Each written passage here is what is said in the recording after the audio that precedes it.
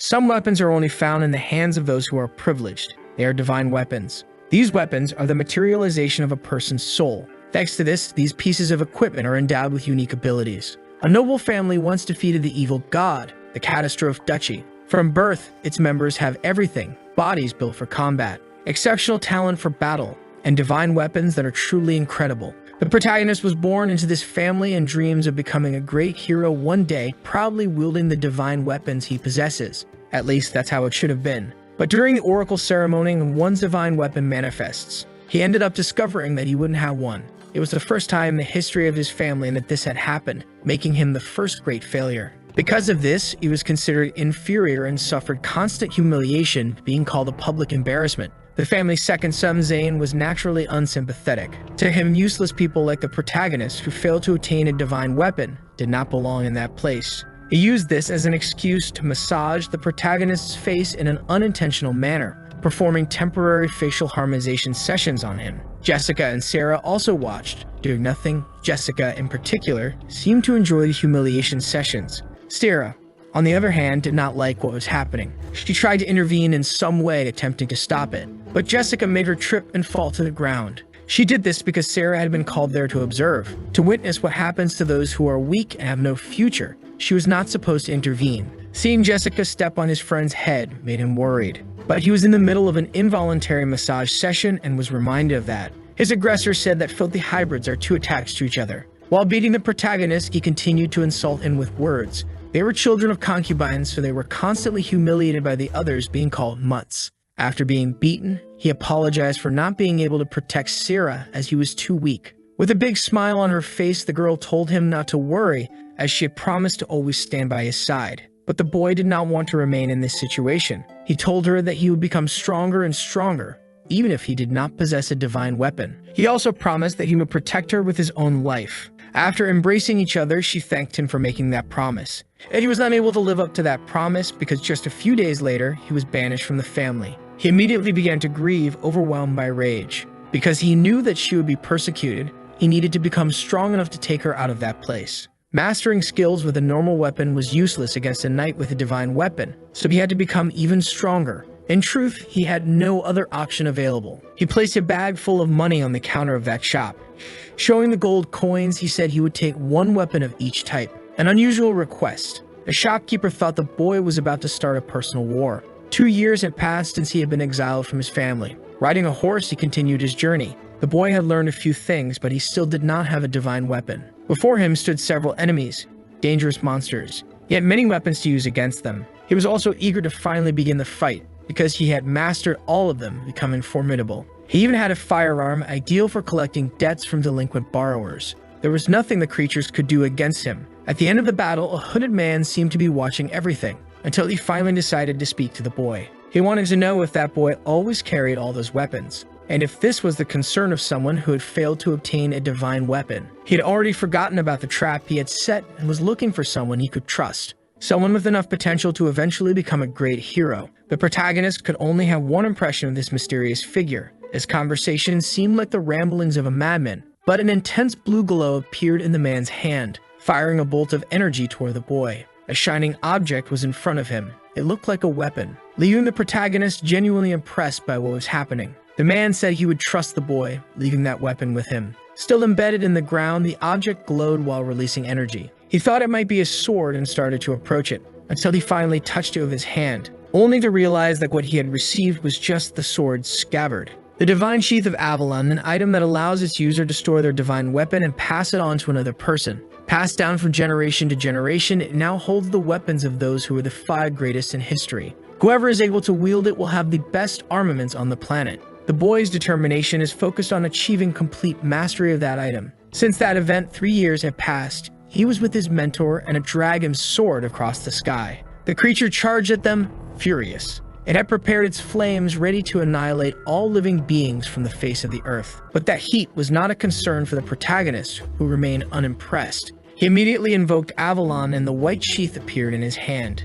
He held it as if he were about to unsheath a sword. Focusing, he commanded the power to manifest. Then, an intense glow appeared on the sacred item, and in the boy's hand, another glow emerged, until in his grasp, the windshield of Achilles took form. powerful enough to generate an effective protective barrier against the dragon's attack. To counterattack, he invoked the Stormhammer Mjolnir. He was properly positioned to annihilate the creature, leaping onto the dragon with the hammer ready to deliver a massive blow. The strike was powerful and crushing, slamming the creature's head into the ground. A single hit was enough. His mentor declared that he had mastered Avalon. He told him that he could now go to his sister, as not even an S-rank paladin would be able to stop him. Hearing these words, hope filled the protagonist's eyes. With great joy, he said he would do as instructed. 5 years had passed since he was banished, and now he had more than enough power to rescue his sister. As he advanced, he hoped that Sarah was safe, because he was on his way to her, to rescue her from that despicable place. However, upon reaching the region, he saw that fire had consumed everything.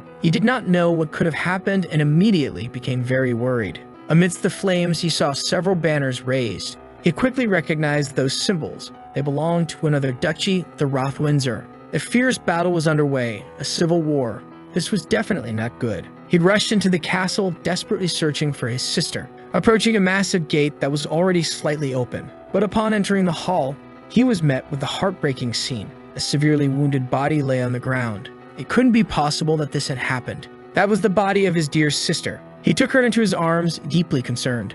The girl showed no reaction. It was possible that the worst had already come to pass. He remembered the words he had spoken to her and the promise he had failed to keep. Completely devastated, a desperate scream filled the air of that place. After perfecting his power, he had been unable to accomplish the one thing that had motivated him all these years. A bolt of energy was coming straight for him. It passed through the boy's body. His chest had been pierced. There was another presence there with him. That menacing mana, it was undoubtedly from a warrior of S-rank level. The man knew that this was Bel, the one who had been banished, but the boy could not understand how he had been recognized. But that no longer mattered, because he would now join his sister in the afterlife. This was definitely the person who had taken his sister's life. Raising his blade, he was ready to end the protagonist's life, who was completely consumed by his destructive grief. But already weakened, he could do nothing. His chest was pierced even more violently. After these grim events, he found himself before the priest once more. Looking at his hands, he did not understand how he had been sent to that place. That stained glass window was familiar. He was inside his family's cathedral. The ceremony was taking place, and he was certain that he had died. If this was the ceremony, then there was only one explanation. He had returned in time. The priest instructed him to clasp his hands together and visualize his divine equipment. But the boy knew what had happened the first time. At this point in his life, he had not yet inherited Avalon and was already expecting to be banished so he could restart his journey once again. But something different happened, leaving him astonished. There was no doubt. What stood before his eyes was Avalon. He believed that this time he would do everything again. With the power he now possessed, he would be able to change fate. Now his real life was about to begin. The boy looked at the sheath in his hands, fully aware of the potential it held. It was something so unusual that even the priest, who had never seen anything like it before, had something to say about it. Anticipating what the priest would say, he already knew fighting with a sheath would not be possible. As he was caught off guard, the priest said that wasn't what he had been planning to say. Even so, the boy, overflowing with confidence, assured him not to worry. That was the greatest divine weapon in existence. Now walking through the castle corridors, he was searching for his sister. If he had returned to the past, she must still be alive. His past life was still very recent, and he was deeply worried about Sarah. At last, he reached the door to her room. A girl sitting by the window heard the door open. Sarah welcomed him with a wide smile. Indeed, she was alive and well. She radiated the same beauty he remembered. Seeing her brother, whom she hadn't expected, the girl approached him to give him a hug. She also wanted to know how his ceremony had gone. The boy didn't even respond. He was just overjoyed that she was still alive. That hug was so sudden that Sarah wondered if something had happened to her brother. He still regretted not being able to save her in his previous life. The memory of that pain was still too intense for him. He would not allow his sister to go through that suffering again, for now he could finally fulfill his promise. It didn't take long for the girl to complain about the hug. It was too tight. Even so, it was fine. She was happy to have received it. Only then did she notice something on the boy's face. Tears were streaming down his eyes, and she didn't know why. Running her hand over his head, she comforted him and told him everything would be fine because they had each other. Hearing those words warmed the boy's heart. Apparently, he had grown up in Alabama. His obnoxious brother also entered the room, noticing how well the Mutts were getting along. He had been looking for Bel for some time. That was Zane, the true sadist. The little jerk said he had already heard the news. His brother had received a peculiar item during the ceremony. Apparently, the priest loved meddling in others' affairs, a true gossip. Bell confirmed that he had received his sheath. His brother couldn't hide his contempt. Laughing uncontrollably, he said his sheath wasn't a weapon, and it suited that poor soul perfectly. He would never be able to fight with that, and the two of them together were truly idiots. The protagonist had to clench his fist. He was tempted to perform an unsanctioned orthodontic procedure on the little jerk. Instead, he gave him a chance to take back his words, but the little jerk didn't understand his stance. He wasn't used to seeing his half-brother stand up for himself, so the protagonist warned him again to take back what he had said. Sensing that this was a challenge, the little jerk was filled with even more hatred. Now he would teach the concubine's son a lesson. Unfortunately for the little jerk, the protagonist had years of intense training with his mentor. Landing a powerful strike to his stomach, he ensured the boy would reflect on his actions from now on. The poor kid only avoided vomiting his lunch because the food had already passed the point of no return. He collapsed onto the ground, curled up. Maybe he had felt the blow to his liver and his blood pressure had dropped. Looking down at the little jerk, the protagonist advised him not to threaten Sarah again, or he might be forcefully re-educated in proper manners. Frustrated, the little jerk called his half-brother a bastard. Now he was going to take the violence to the next level. With his divine weapon, he promised to make his brother beg for forgiveness. He would scorch his skin. Seeing that the little jerk wanted a serious fight, then so be it. He told Sarah to step back, things were about to get fun.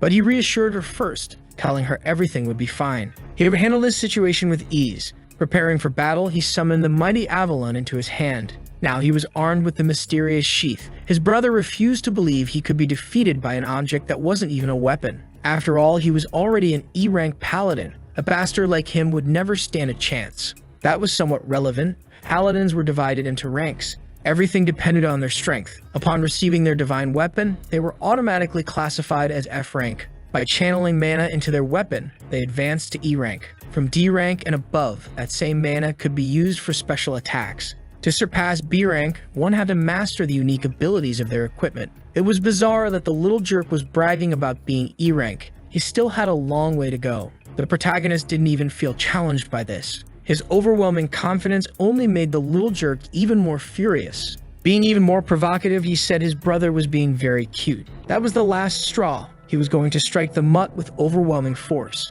Sarah became worried, certain that things could take a dangerous turn. Placing his hands on the sheath, he invoked the Sword of Light. Before them appeared Caliburn, a truly formidable sword. The little jerk couldn't believe it. His weapon's flames were useless against that. Not to mention, he had no idea what that sword even was. The counterattack caused the little jerk to lose his balance. Even more surprising was that his divine weapon had been cut by that sword. The boy looked on in fear, realizing he had been completely overpowered. Still unable to comprehend what had happened, he was sure there had been nothing inside that sheath. Approaching him, the protagonist wanted to know if he was satisfied, or if he would prefer to beg for forgiveness now. Like a true sore loser, he claimed he had been tricked. He didn't know the boy was armed. If he had known, he wouldn't have attacked because he was a coward. He even managed to threaten him, saying he wouldn't forget this. Then he fled the room, terrified, and with his underwear completely obliterated. The protagonist made sure to follow him. This wasn't over yet. Now in his hand was a fire-spitting lead dispenser at Ragnarok. With the little jerk in his sights, he fired a single shot. The poor soul tried to escape, realizing the bullet had passed dangerously close to his face, striking the wall right in front of him. Staring at the hole left by the bullet, he became even more frightened. Everything was becoming more and more confusing for him. It made no sense. How could the boy now be wielding a different weapon? He had just used a sword. It was impossible for him to have more than one divine weapon. The protagonist advised him not to forget this. You shouldn't provoke Sira again. Either way, it was up to him to decide what he would do from now on. And the little jerk had no more underwear left to ruin. His fear only grew. With cold eyes like a lone shark collecting debts from defaulters, he warned that the consequences of the little jerk's actions could earn him a hole in his forehead. Desperate, the little jerk ran off to save his own life while the protagonist put away his divine weapon. Sarah, who had seen everything, was absolutely amazed. She was fine, but she wanted to know if those weapons were her brother's divine armament. So he reminded her. He had already told her she could leave everything in his hands. The girl found that really cool, and all the protagonist wanted was to continue protecting that beautiful smile. He would never lose to anyone again. Elsewhere, the little jerk went to report what had happened. He had gone straight to his father, telling the Duke that he had been humiliated like a dog. The Duke was intrigued that Bell had received multiple divine weapons. The little jerk insisted that it wasn't normal.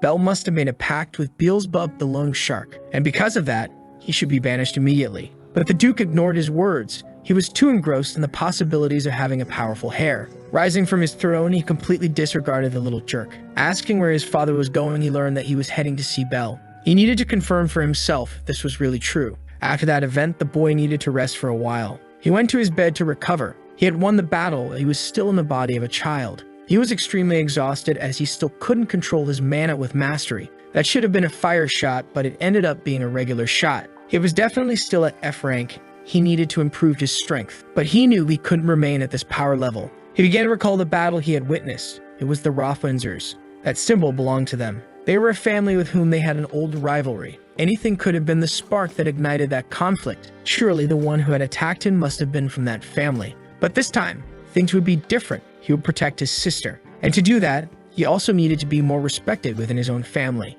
The doors to his room swung open. The boy looked at the one who had entered. It had been a while since they had last seen each other, and he had no idea why his father was there. Galleon had accomplished great feats in the grand battle that took place 20 years ago. Alone, he had fought against the evil god. He carved his path through the dark continent, using only his sword. He was recognized by many as the Sing of the Sword, and standing beside his father was the little jerk. Now he understood the reason his father had come. He was definitely being accused of something, but this was the perfect situation for him. The fastest way to be valued was to be noticed by the head of the family. Bowing, he showed respect to the Duke. The old man said the boy had changed a lot since the last time they met, but this time he had come to him as a father and asked him to relax. With great maturity, Belle said that wasn't possible. Just one word could be misunderstood, and he needed to be responsible before the Duke. The old man was smitten by the maturity of the snot-nosed kid. He asked the boy to stand up, and so he did, and he would do as the boy suggested. He would remain there as the Duke. Immediately, his presence became overwhelming. The Duke's pressure was terrifying. He had learned that his sons had fought and conflicts between siblings were forbidden. Belle showed a hint of regret, and the little jerk believed he would soon see the bastard being punished. No one in that house could remain standing under the Duke's power, but the boy had already steadied himself. He said that he and his younger sister had been harassed. Hearing this confession, the Duke asked if his orders had been violated over childishness. The boy confirmed once again and added that he had no regrets. And the Duke wanted to know if he truly did regret disobeying his orders. Belle said that abandoning those he loved was an even greater disgrace for a paladin. He would fight to protect his sister, even if his opponent was his older brother. As he spoke, the Duke observed him intently. This was the path of the knight he wished to walk. The Duke pointed the tip of his sword at him. He asked what he would do if his opponent were him. But the boy held his ground. He wouldn't hesitate, even if his opponent was the Duke himself. The old man tried to intimidate him with his gaze, but he ended up liking his son's resilience. He said that he would let this incident be ignored, much to the little jerk's dismay. And looking at him, he was disappointed that Zane had harassed his own sister and then lost a fight. The little jerk hadn't expected to be put in his place like that. The Duke told him he should be ashamed and not show his face before him. He understood Belle's choice and acknowledged that it was courageous of him to say that, knowing the consequences of his words. The boy apologized for being reckless, but his father said that was the attitude he expected from catastrophe knights. Now he wanted the boy to show him his power. He asked to see his divine armament. The boy did as requested. A blue light began to emerge between his hands, and the Duke was even more impressed. That sheath was Avalon, his divine armament. But to the Duke, that made no sense. He had heard rumors of the legendary weapon that carried the spirit of the original paladin. It was wielded by great heroes throughout history. He asked if it was true that the boy had used both the sword and a firearm, and Belle confirmed it. He said those weapons resided within Avalon. To prove his words, he showed both to his father. Immediately, the Duke began to wonder if this was even possible. And to his total surprise, he heard that the boy could only use 2 at a time, but there were 3 more weapons in the sheath. That son of his was definitely destined to be the next hero. He told him that he had no interest in the weak, but from now on, he had high expectations for his future. As he left the room, he told him to keep working hard. The doors finally closed, and the boy could rest. That pressure had been overwhelming. He just needed to keep improving, but it was a shame he had a child's body. He needed to reach D rank as quickly as possible, and for that, he had to hunt monsters to absorb more mana. He would head to the nearest forest to hunt some orcs. Meg had finally fallen, and the head of one of the creatures lay on the ground separated from its body. In the forest, the slaughter continued. There was nothing the creatures could do, because something far fiercer was there. The beast's teeth were as sharp as iron swords. It roared furiously, asserting its dominance. That forest certainly brought back nostalgic memories. After being banished in his past life, he had trained there for some time. But something felt strange. He had been walking for a while and hadn't encountered any monsters yet. From within the bushes, a creature watched him. He finally came across some orcs, but they were in pieces. Their remains were now part of the forest's decor. It was a scene as terrifying as it was unusual, and as he tried to make sense of it, he was suddenly startled by a terrifying sound. The boy turned around to see what it was. An attack was already in motion, and he had to defend himself. The force was greater than his own, sending him flying. This was not the creature he wanted to encounter. That was definitely Fenrir. The reason there were no monsters in the forest was because of this D-rank creature. He barely had any mana left and was, at most, at E rank. It would be great if he could leave immediately. But looking into the creature's eyes, he knew he would be executed on the spot. The boy needed to stay alert to avoid becoming dog food. Caught off guard, he realized the monster's speed was greater than he had expected. He had to throw himself out of the way of the attack. In his hands, he summoned the fire-spitting pistol, firing several shots at the creature. But it managed to dodge them all. Now he was in real trouble, without a doubt. Since his mana was still low, his bullets weren't fast enough. The firearm wouldn't be effective. He needed to try something else. With his sword in hand, he charged at his attacker. The beast's clawed paw was a formidable threat, but the boy managed to dodge that devastating strike, and because of that, he found an opening that could work in his favor. He struck at the creature, but it managed to evade as well. Something impressive. He hadn't expected that. He needed to rethink his strategy. He was facing a real risk. If he were at his peak power, the forest dog would have already been annihilated. The wolf charged at him once again, furious. Bell knew he couldn't match that speed, so he had to stand his ground to defend against the attack. Because of that, he ended up taking some damage. He was cornered now. He couldn't escape the barrage of attacks. Slowly, he was being overwhelmed by the creature, which advanced toward him, ready to have him as his afternoon snack. Remembering that he had just reincarnated, he couldn't allow his life to end so soon. He had to summon Achilles' shield. That way, he could both defend and counterattack. However, the creature's agility was formidable, and it caught him off guard from the side.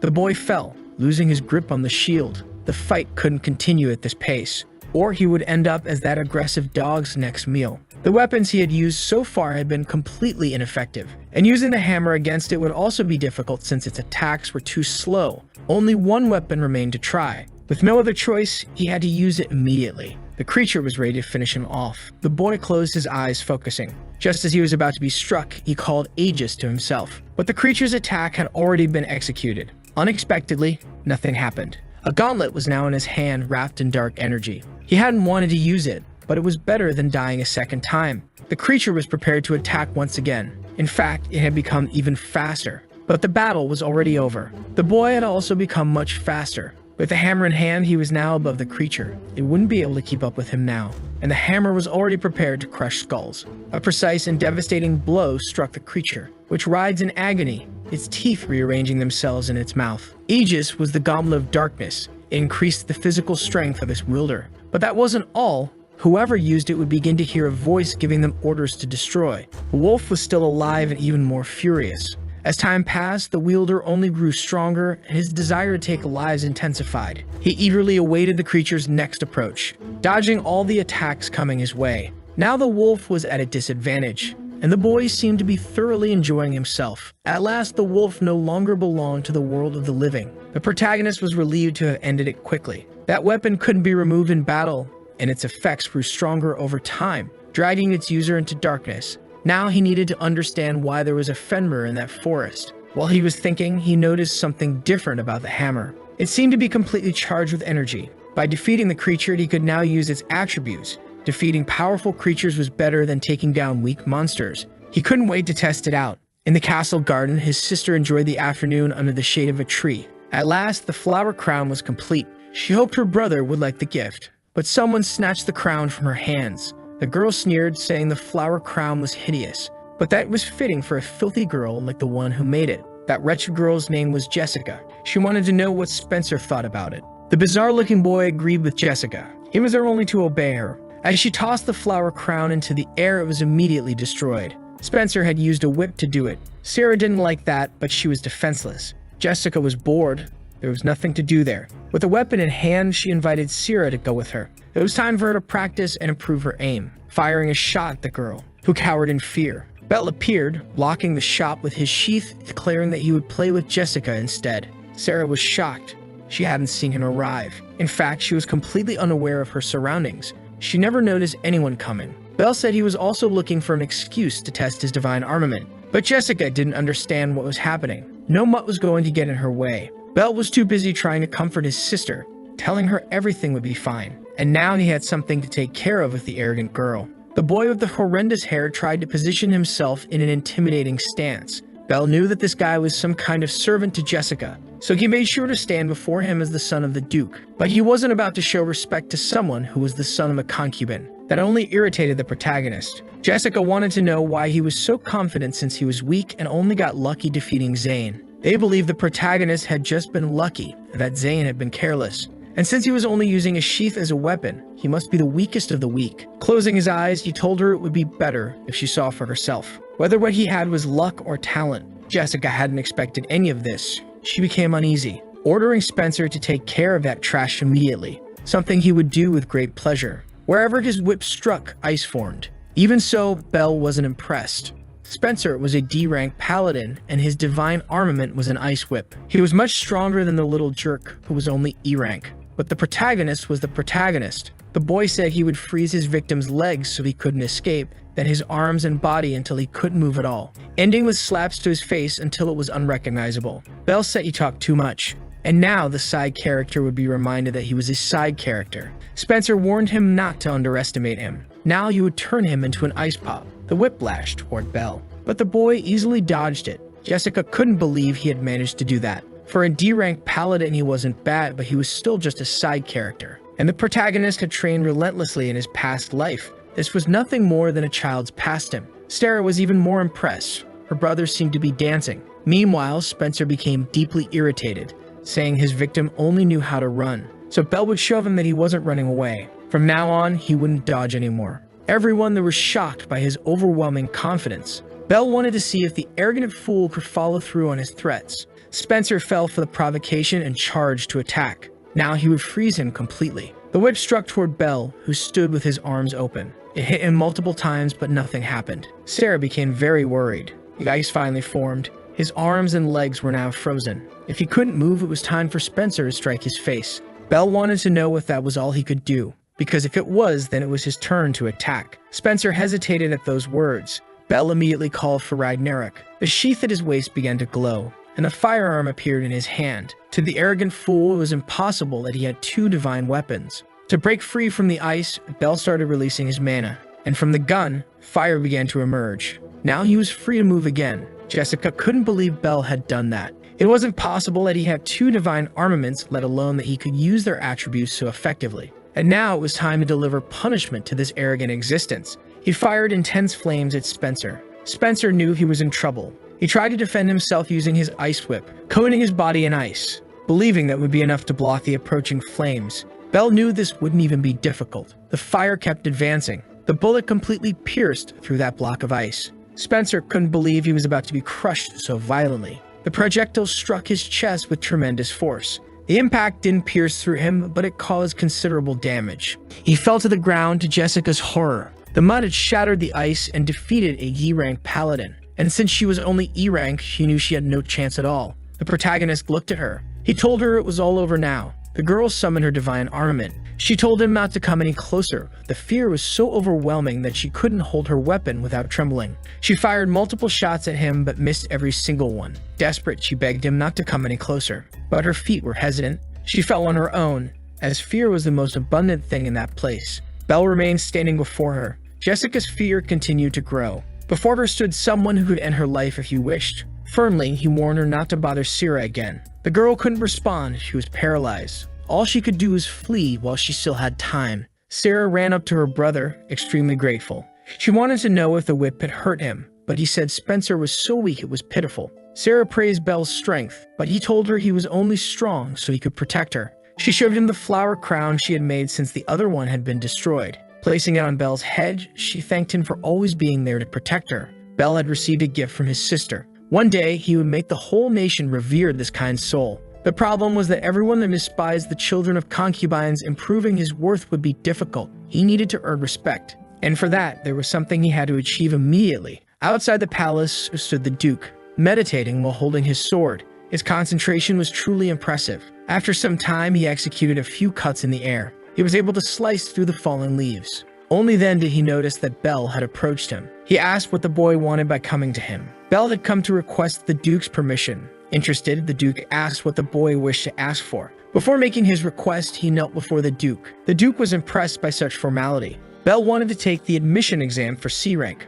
The Duke seemed intrigued by the boy's request. Bell said he wished to serve the king as a member of his house. To ensure the duchy remained recognized, his family had obligations to the royal family, such as escorting missions and eliminating monsters. Doing this was the fastest way for him to gain status within his own family. That way, he would earn recognition by completing difficult tasks. To obtain the best missions, he needed to take this exam. Looking at the boy, the Duke realized he had great ambitions, but he made it clear that it was still too early for him to take that exam. He should first become a full-fledged paladin before even considering C rank. And at the moment, he was only at F rank, having just received his divine armament. He should focus on the E rank exam first. What the Duke didn't expect was that the boy had something to show him. Presenting a fang to him, Bell asked if it was enough to change his mind. The Duke knew exactly what that was. It was a Fenrir fang. Immediately, he asked how the boy had obtained such an item. Without hesitation, Bell showed him one of his divine weapons. The hammer was now charged with intense electricity.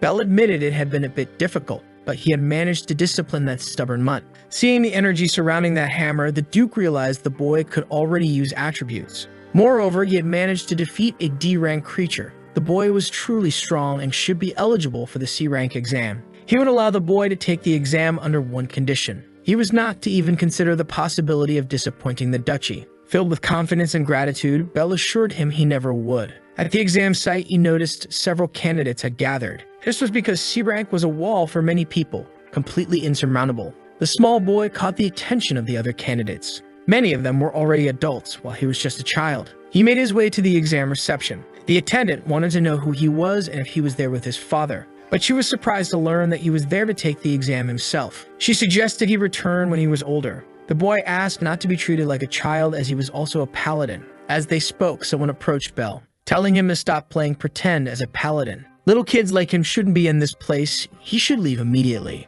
The protagonist had no idea what this person's problem was, but he was sure it would be a problem. The others there knew exactly who this figure was. His name was Lennox, and he was currently the strongest D-rank paladin. It was said that his divine armament, the Wind Sword, executed 8 slashes every time it was wielded. A truly impressive ability, and he already had numerous fans. Lennox warned that if the child wanted to take the exam, he should at least be as good as him. Bell didn't even know this guy was famous among his peers. Meanwhile, this new side character doubted whether the protagonist even had a divine armament. Holding the sheath at his waist, Bell said it was right there with him. Seeing that it was just a sheath, the young man began to laugh, thinking it must be impossible to fight with such trash. Other side characters started laughing as well. They never imagined that divine armaments could be so useless, and they were grateful they weren't as pathetic. Lennox said he didn't care if an ignorant child wanted to throw his life away like that, but it annoyed him that his participation in the exam put them on the same level as if they were equals.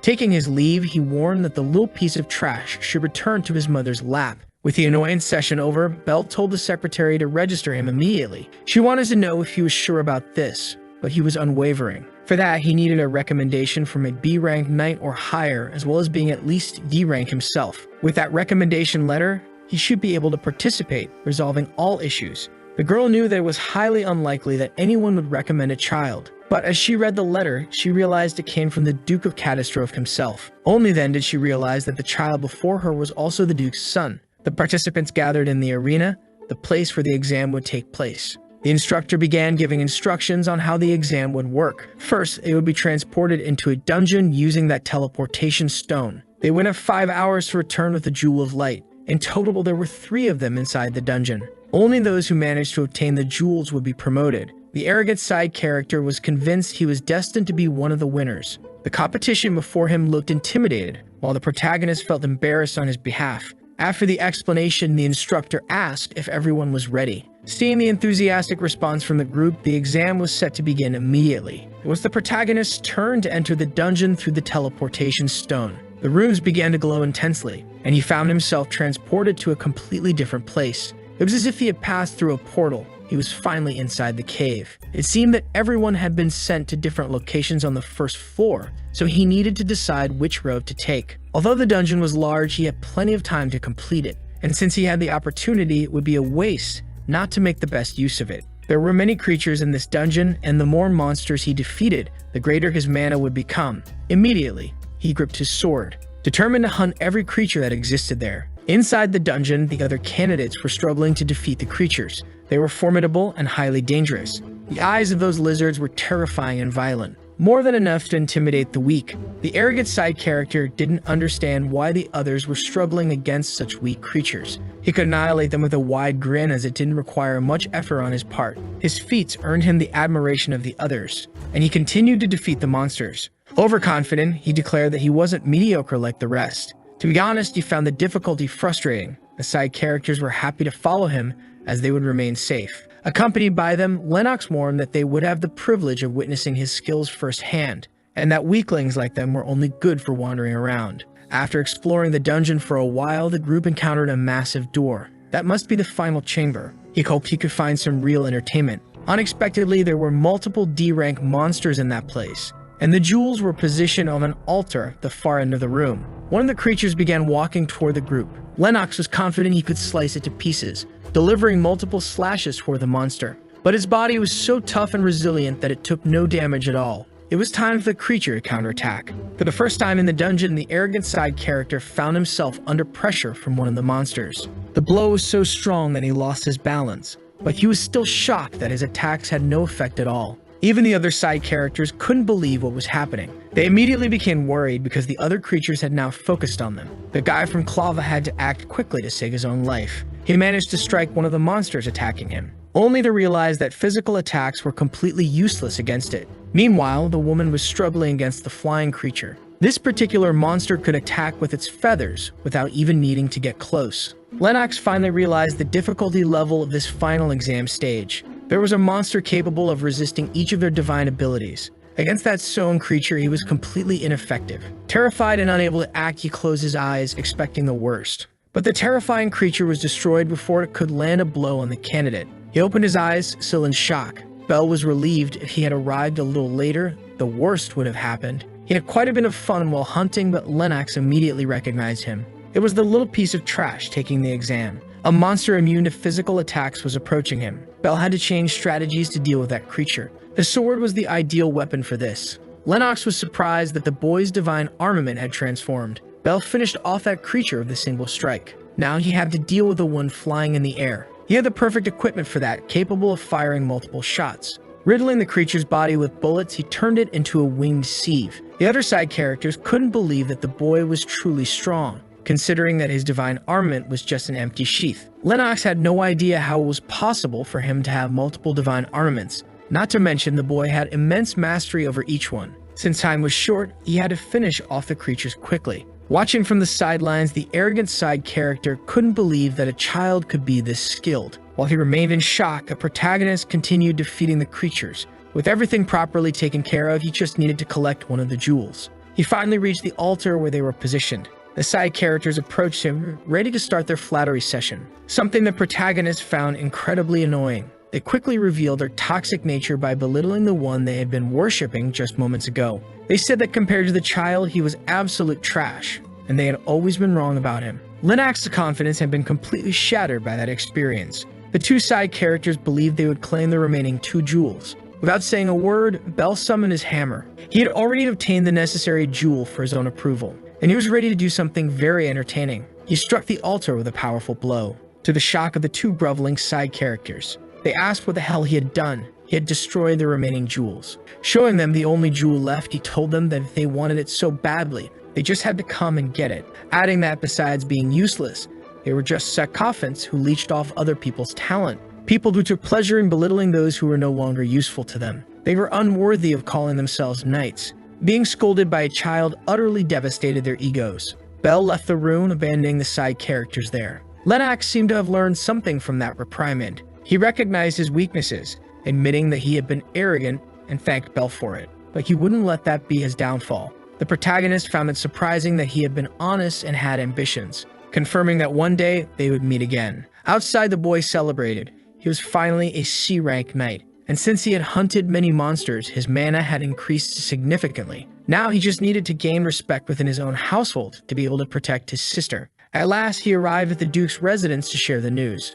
but the Duke seemed to be in the middle of a serious meeting. There were knights planning to overthrow the Meldia family. 3 B-rank paladins were approaching their lands, and the Duke's family had been tasked with eliminating them. It seemed that another noble family had had trouble with these paladins. Rumors suggested that these knights had enchanted their weapons with forbidden spells. The B-rank paladins now understood why they had been summoned there. The Duke declared that they could not allow karma to continue like this. They had to eradicate them immediately. One of the knights noticed someone was missing. Jin wasn't there with them. Placing a book on the table, a young man asked what the meeting was about. Immediately, the others turned to see who it was. The young man declared that this organization had already been annihilated, because he, the one who would become the next Duke, would be the reason for it. Meanwhile, one of the maids was bringing a meal to her lady, informing her that the food had arrived. Sarah prepares to sit at the table. Being very polite, she thanked the woman for her work, who left the room not giving any importance to this gratitude. Sarah seems to be very sad. She looks at her meal without any enthusiasm. Finally, her brother enters the room, announcing that he had arrived.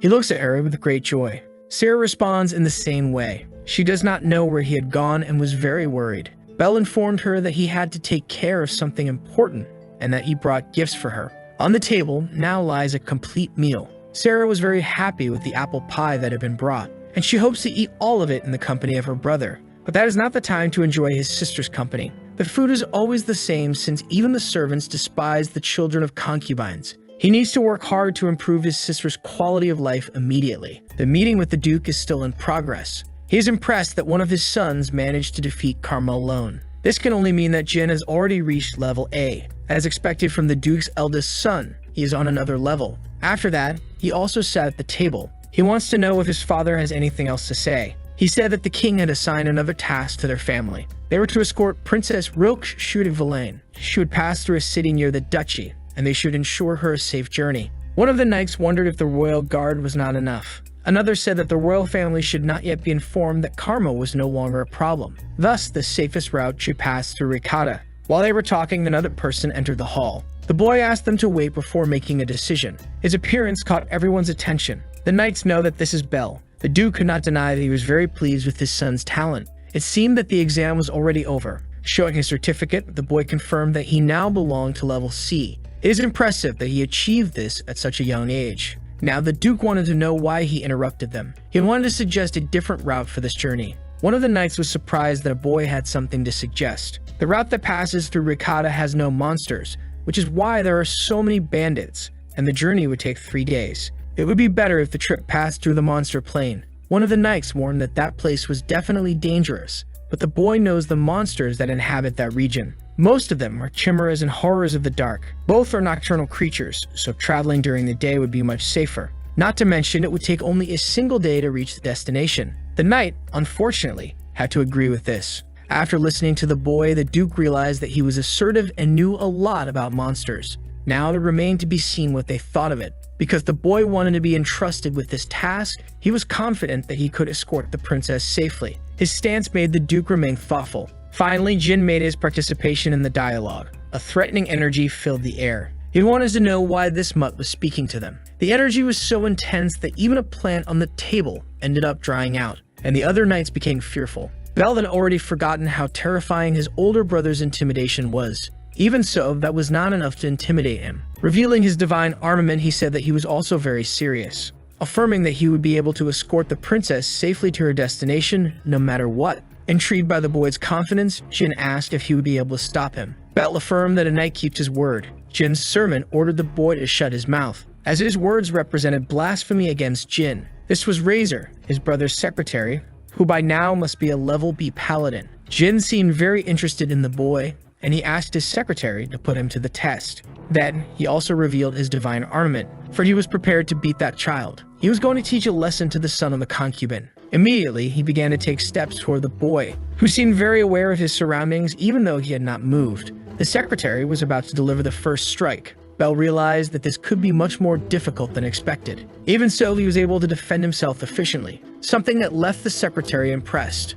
Jin also seemed to like what he had seen. That was faster than expected. It is still too early for him to defeat a level B paladin in combat. Firmly and authoritatively, the Duke announced that that was enough, affirming that Belle would be responsible for that task. The secretary asked if the Duke was serious about this. Since Karma had already been annihilated by Jin, this would be an interesting task for a first mission. Belle respectfully thanked him, affirming that he would not disappoint. Jin is watching the boy attentively, but his sinister smile hides something. Belle needed to go to the royal palace. This is the first time he has ever been to that place. He heads to the gates to make his entrance, but he is stopped by the guards, who say he cannot simply walk in. The boy introduces himself, showing his paladin certificate, and informs them that he is responsible for escorting the princess. They have difficulty believing that such a child has already reached level C. Properly identified, he was able to pass through the gates. The guards doubt the child is capable of protecting her highness, but the protagonist remains completely determined. Finally, the princess's carriage arrives.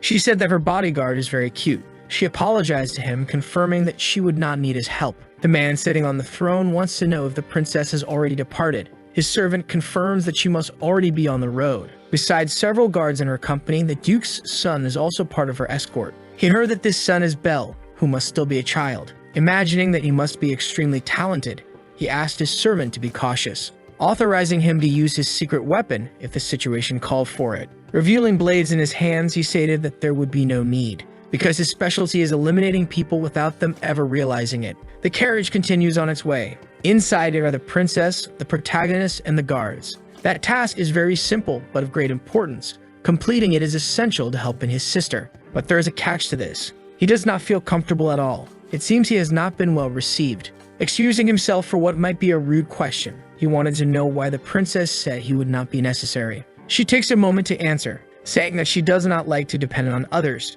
She has her own divine armament and is not as weak as people imagine. The boy realized that she is even more arrogant than he had thought. The princess continues looking outside. Inside the city, life goes on as usual. That seems to have sparked something in the princess. She looks outside with great enthusiasm. The boy enjoys seeing her joy, but the princess felt uncomfortable with that. He apologized, stating that she reminds him a lot of his sister, and he is sure she would have reacted the same way looking at all that. The princess asked if they usually get along well. Belle told her that they play a lot when they are together. Since she is still very young, games are simple things. The princess said that she has many siblings but cannot trust any of them. Imagining that it might be due to conflicts over succession, Belle felt sorry for her. He said that in his own household he goes through a very similar situation. His siblings often persecute them for being children of a concubine. Since his mother is deceased, there is no one to protect them. The princess seemed interested in that. Belle said that she must feel the same and could confide in him if she felt comfortable. But she does not want to depend on anyone,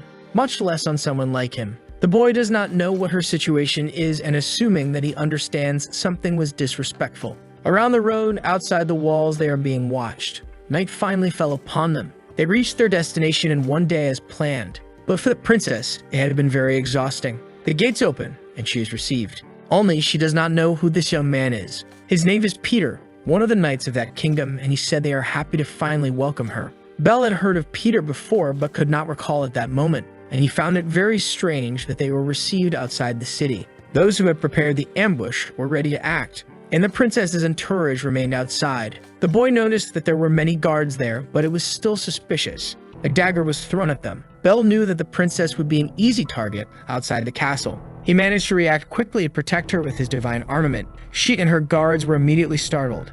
An enemy attack was underway and the princess was the target. Several daggers had been thrown at her. Since there were many, this could be a major problem. Peter was also prepared to act. With his sword skills, he managed to protect the princess. He would not let anything happen to her. Seeing what the knight was capable of, Belle assumed he must be at level B. The assassins needed to flee. The ambush had not been completed. Peter ordered his knights to pursue those men, while the princess would be escorted out of the castle. Belle remained outside while the princess was taken away. She looked back, quite apprehensive. Inside, they informed her that she was safe, but the princess stated that she was capable of defending herself. While the knight was saying that he would protect her, his throat was slit. The princess, who had not noticed the attack, was deeply frightened. The one responsible for that action was Peter himself. Now she knew that the real danger was right beside her. He looked at the guard who had just lost his life. His sacrifice had been completely in vain. The princess did not know what was going to happen now. Peter told her that her life would end in a few moments. Despite having said that she could defend herself, the princess was completely defenseless. The knight slowly approached her. She was so terrified that she could not summon her divine armament. Peter revealed himself to be a degenerate, wearing a horrifying smile. The princess now needed someone capable of saving her. The window of the room was shattered. Peter was surprised by what had just happened. One of his men had been eliminated, and the boy responsible for the escort was the one who did it. Of all the possible people to take action, it was not the boy that the princess had been expecting. He apologized for being late. The boy finally stepped down from the window. Looking at the princess, he informed her that from that point on, the job was his responsibility. Peter had assumed that, strategically, the guards would take the bait outside. He did not believe the boy would be capable of defeating him, and finally, the protagonist remembered who this person was. But Peter ended up very confused. His real name was Von Riggel. This fact left the knight extremely surprised. He had not imagined that the child knew that. If his divine armament consisted of 2 combinations with 3 thunder dice, so far he had managed to eliminate some counts, even bringing down a Marquis.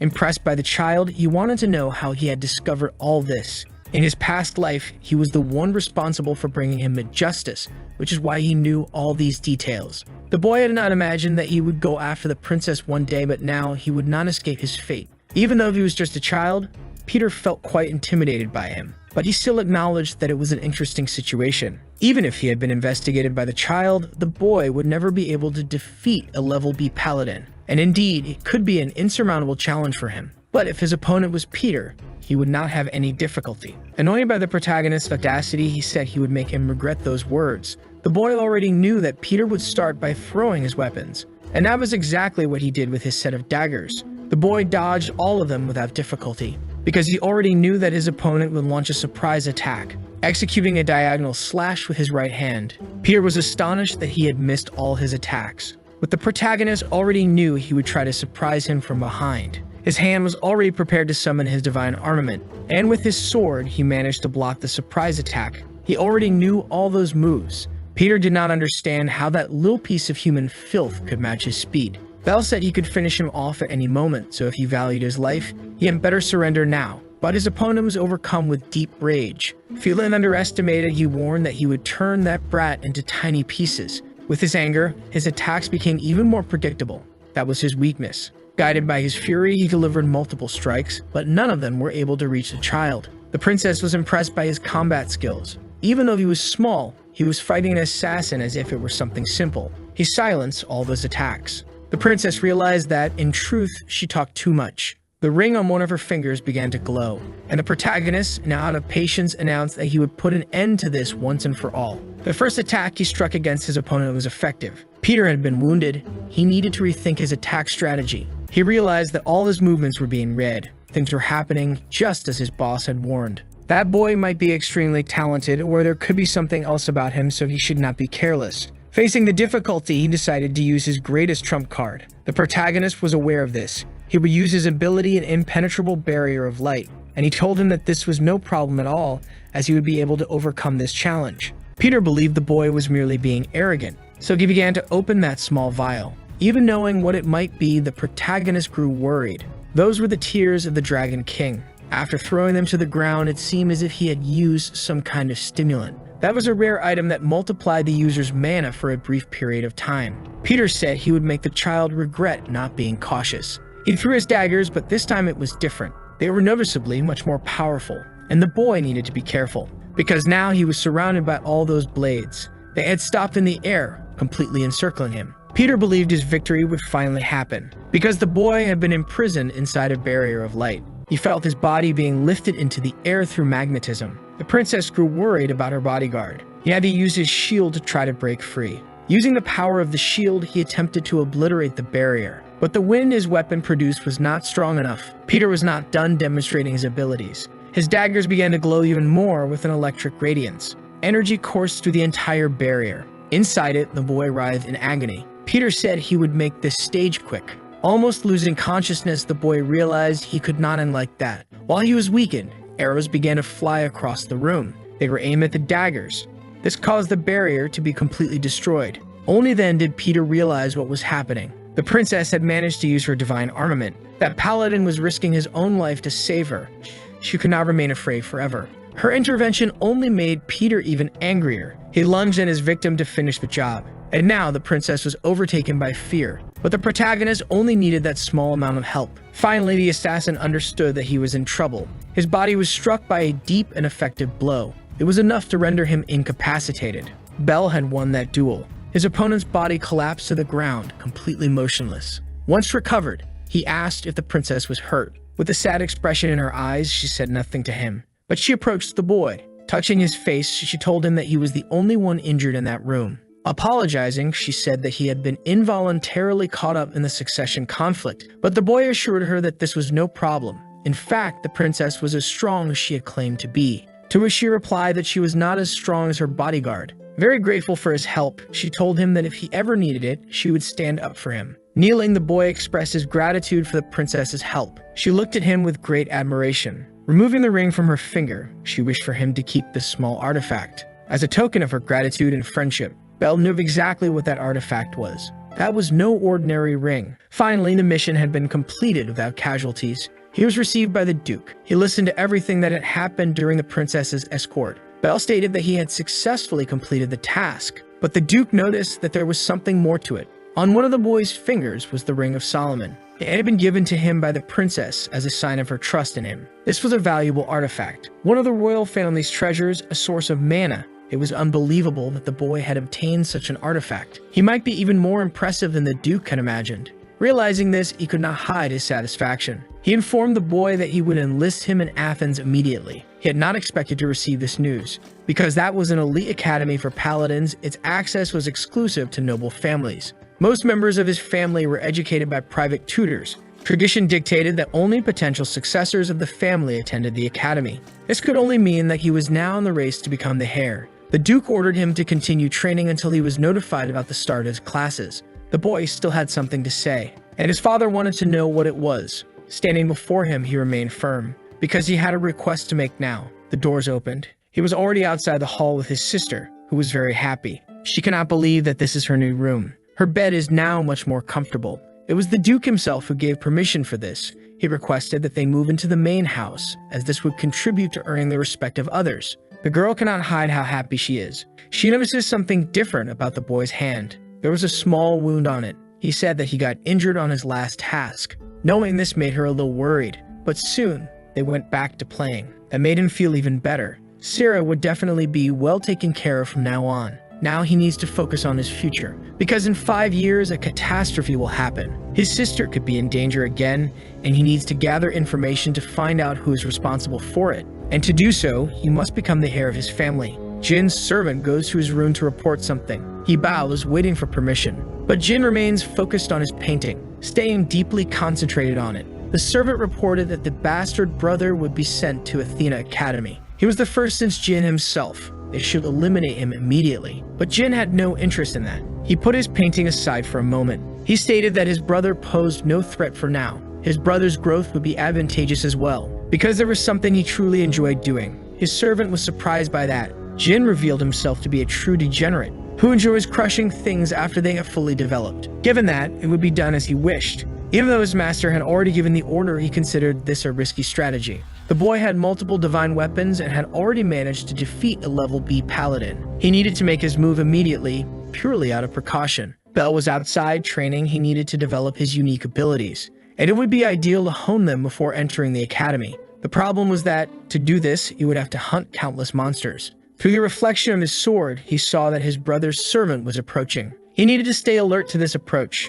The man was getting closer to him, addressing him with formality, something he did not expect from someone supposedly hostile. Knowing he was his brother's servant, he asked what he wanted there. He was apologizing for what had happened the other day, because it was disrespectful to point his blade at one of the Duke's sons. The protagonist thought that perhaps he might be a good person, and considering that, he asked him not to worry about the past. He thanked the boy for his kindness. He said he had something else to discuss with him. The boy was still holding his sword, and the servant wanted to know if he would like to accompany him on a monster subjugation mission, an unusual task. He mentioned that his master Jin and the other paladins were planning something else. He was impressed with the boy's performance and wanted to help him. This was a very strange invitation. He could not refuse it since he was the Duke's son, but he recognized that he needed to be cautious. He said that he would accept the invitation, and the man thanked him deeply, because he planned to eliminate him during this task. The protagonist asked where they would be going. It was a remote place called Ika, and he knew exactly what kind of place that was. He had forgotten, but it was the perfect place to use his special method to increase his mana.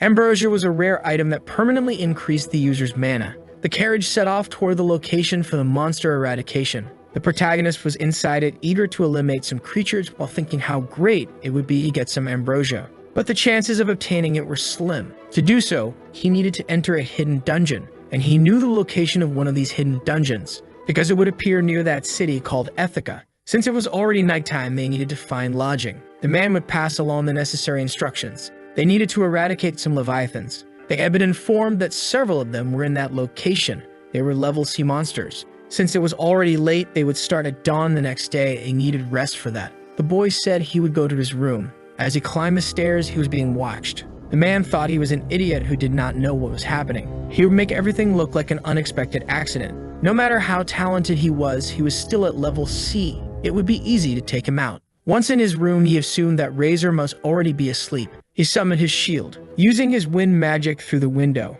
that allowed the artifact to be used in an unexpected way, transforming into a platform capable of flying. The hidden dungeon was located within the monster forest. He and his master found it a long time ago, but no one knows its location. Finally, the boy's feet touch the ground. As his artifact disappears, he imagines that he has located the dungeon. Before him is a small entrance. The boy begins to explore its interior, coming across a massive portal. That was exactly what he was looking for. Hidden dungeons can be distinguished by their color. The blue ones are level A. A green gate is level B, and upon completion, he will receive ambrosia equivalent to the dungeon's level. That will definitely help him a lot. The boy is prepared to enter the gate. He needs to defeat the dungeon's boss creature. In his past life, he faced it while only at level D.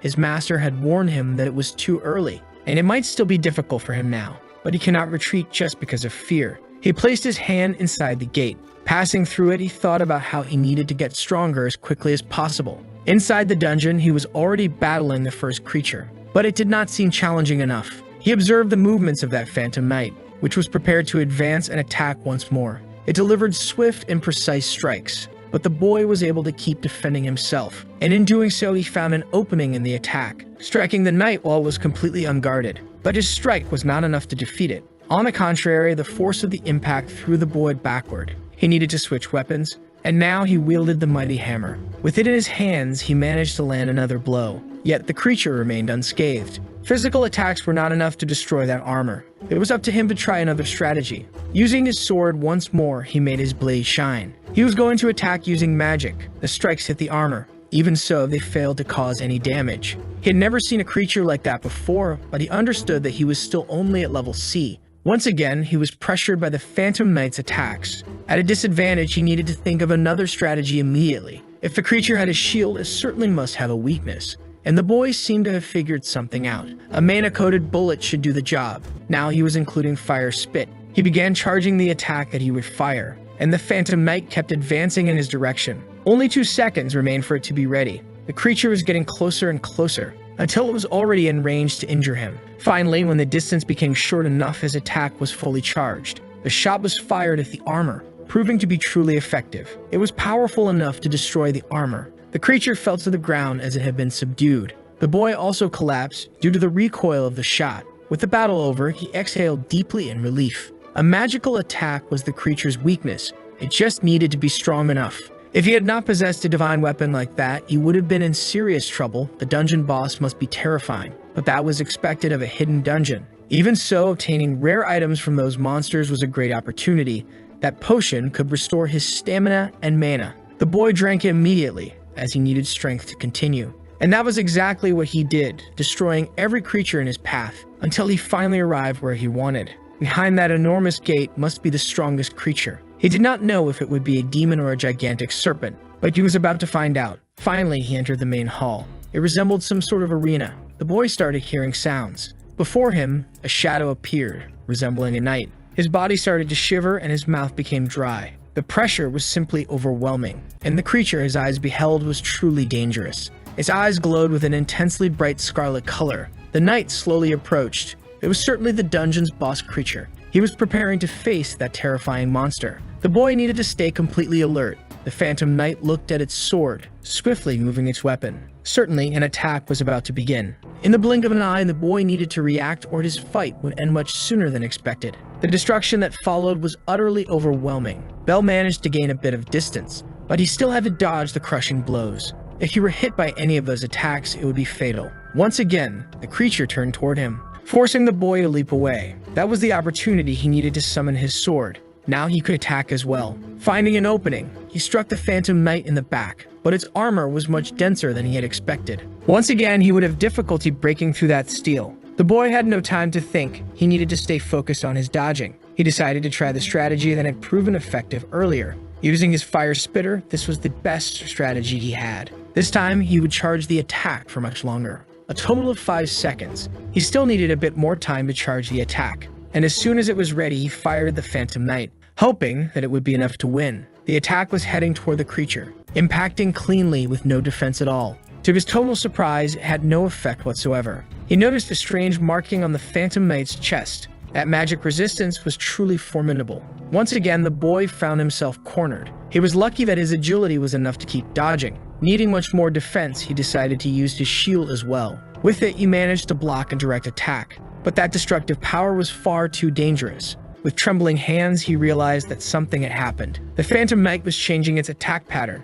This time, it was coming from above, preparing to deliver a fatal blow. Bell needed to act as fast as he could. The Black Knight's sword struck the ground, completely shattering the arena floor. Amidst the rising dust, it completely lost sight of the boy. Finally, he revealed himself again, gaining even more distance. He did not have enough mana to pierce that armor, and soon he realized that the dust had obscured his enemy, until he saw a glow forming. His body could feel a bad omen. The creature's sword had been thrown at him. He had to use his shield's protection to avoid being finished. The blade ended up ricocheting far away, and the boy realized that the attacks had not stopped. That strike had only been a feint. The real threat was coming from behind. There was nothing he could do. His body writhed in agony from the brutal impact. It was lying on the ground before the creature, and it was still not satisfied with its enemy's life, trying to stomp him to end his suffering. Even though he was weakened, Bell managed to dodge once more. He only regained his strength because he had drunk an elixir. If not for that, he would have been defeated. The problem was that he had nothing left to rely on, and the creature had retrieved its sword. Faced with the risk and the impossibility of winning, he had to gamble. The shield was the heaviest weapon he had. That gave him an interesting plan. He imagined that he could throw it at the correct speed using wind magic. Finally, the shield had become an offensive weapon. It was now the most powerful projectile he possessed. His plans were thwarted.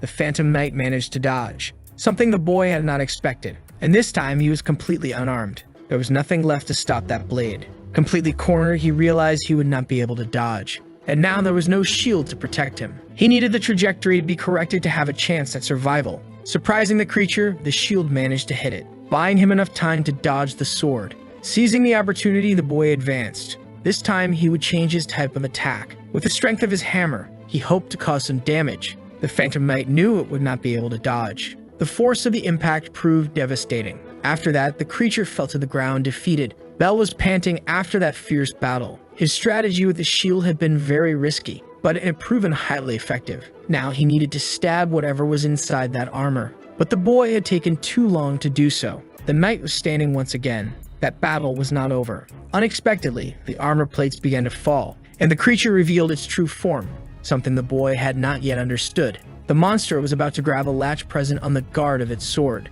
pulling from it what appeared to be a new weapon. That was some sort of lock. Its sword had still been sheathed. It had finally been revealed. The boy had never imagined that such a thing existed, and now he had a new enemy to fight. The creature had gained a lot of speed. Bell was struggling to keep up with its attacks, being violently thrown against the wall. The pain that surged through his body was agonizing. Upon hitting the ground, he no longer had the strength to continue fighting, and the creature kept approaching him. His senses were almost fading away, and the dungeon boss was prepared to take his life. Even without strength, the boy tried to stand once more, because he knew that if he did nothing, his life would end right there. He could barely lift his head. The slash was coming toward him, but it ended up being avoided. He was using the gauntlet. The creature's luck had finally run out. The monster did not understand. Its victims seemed to have no strength left. Meanwhile, the boy also summoned his sword. For the first time in the battle, he managed to pressure his enemy. And now the real fight was about to begin. The two began exchanging numerous blows.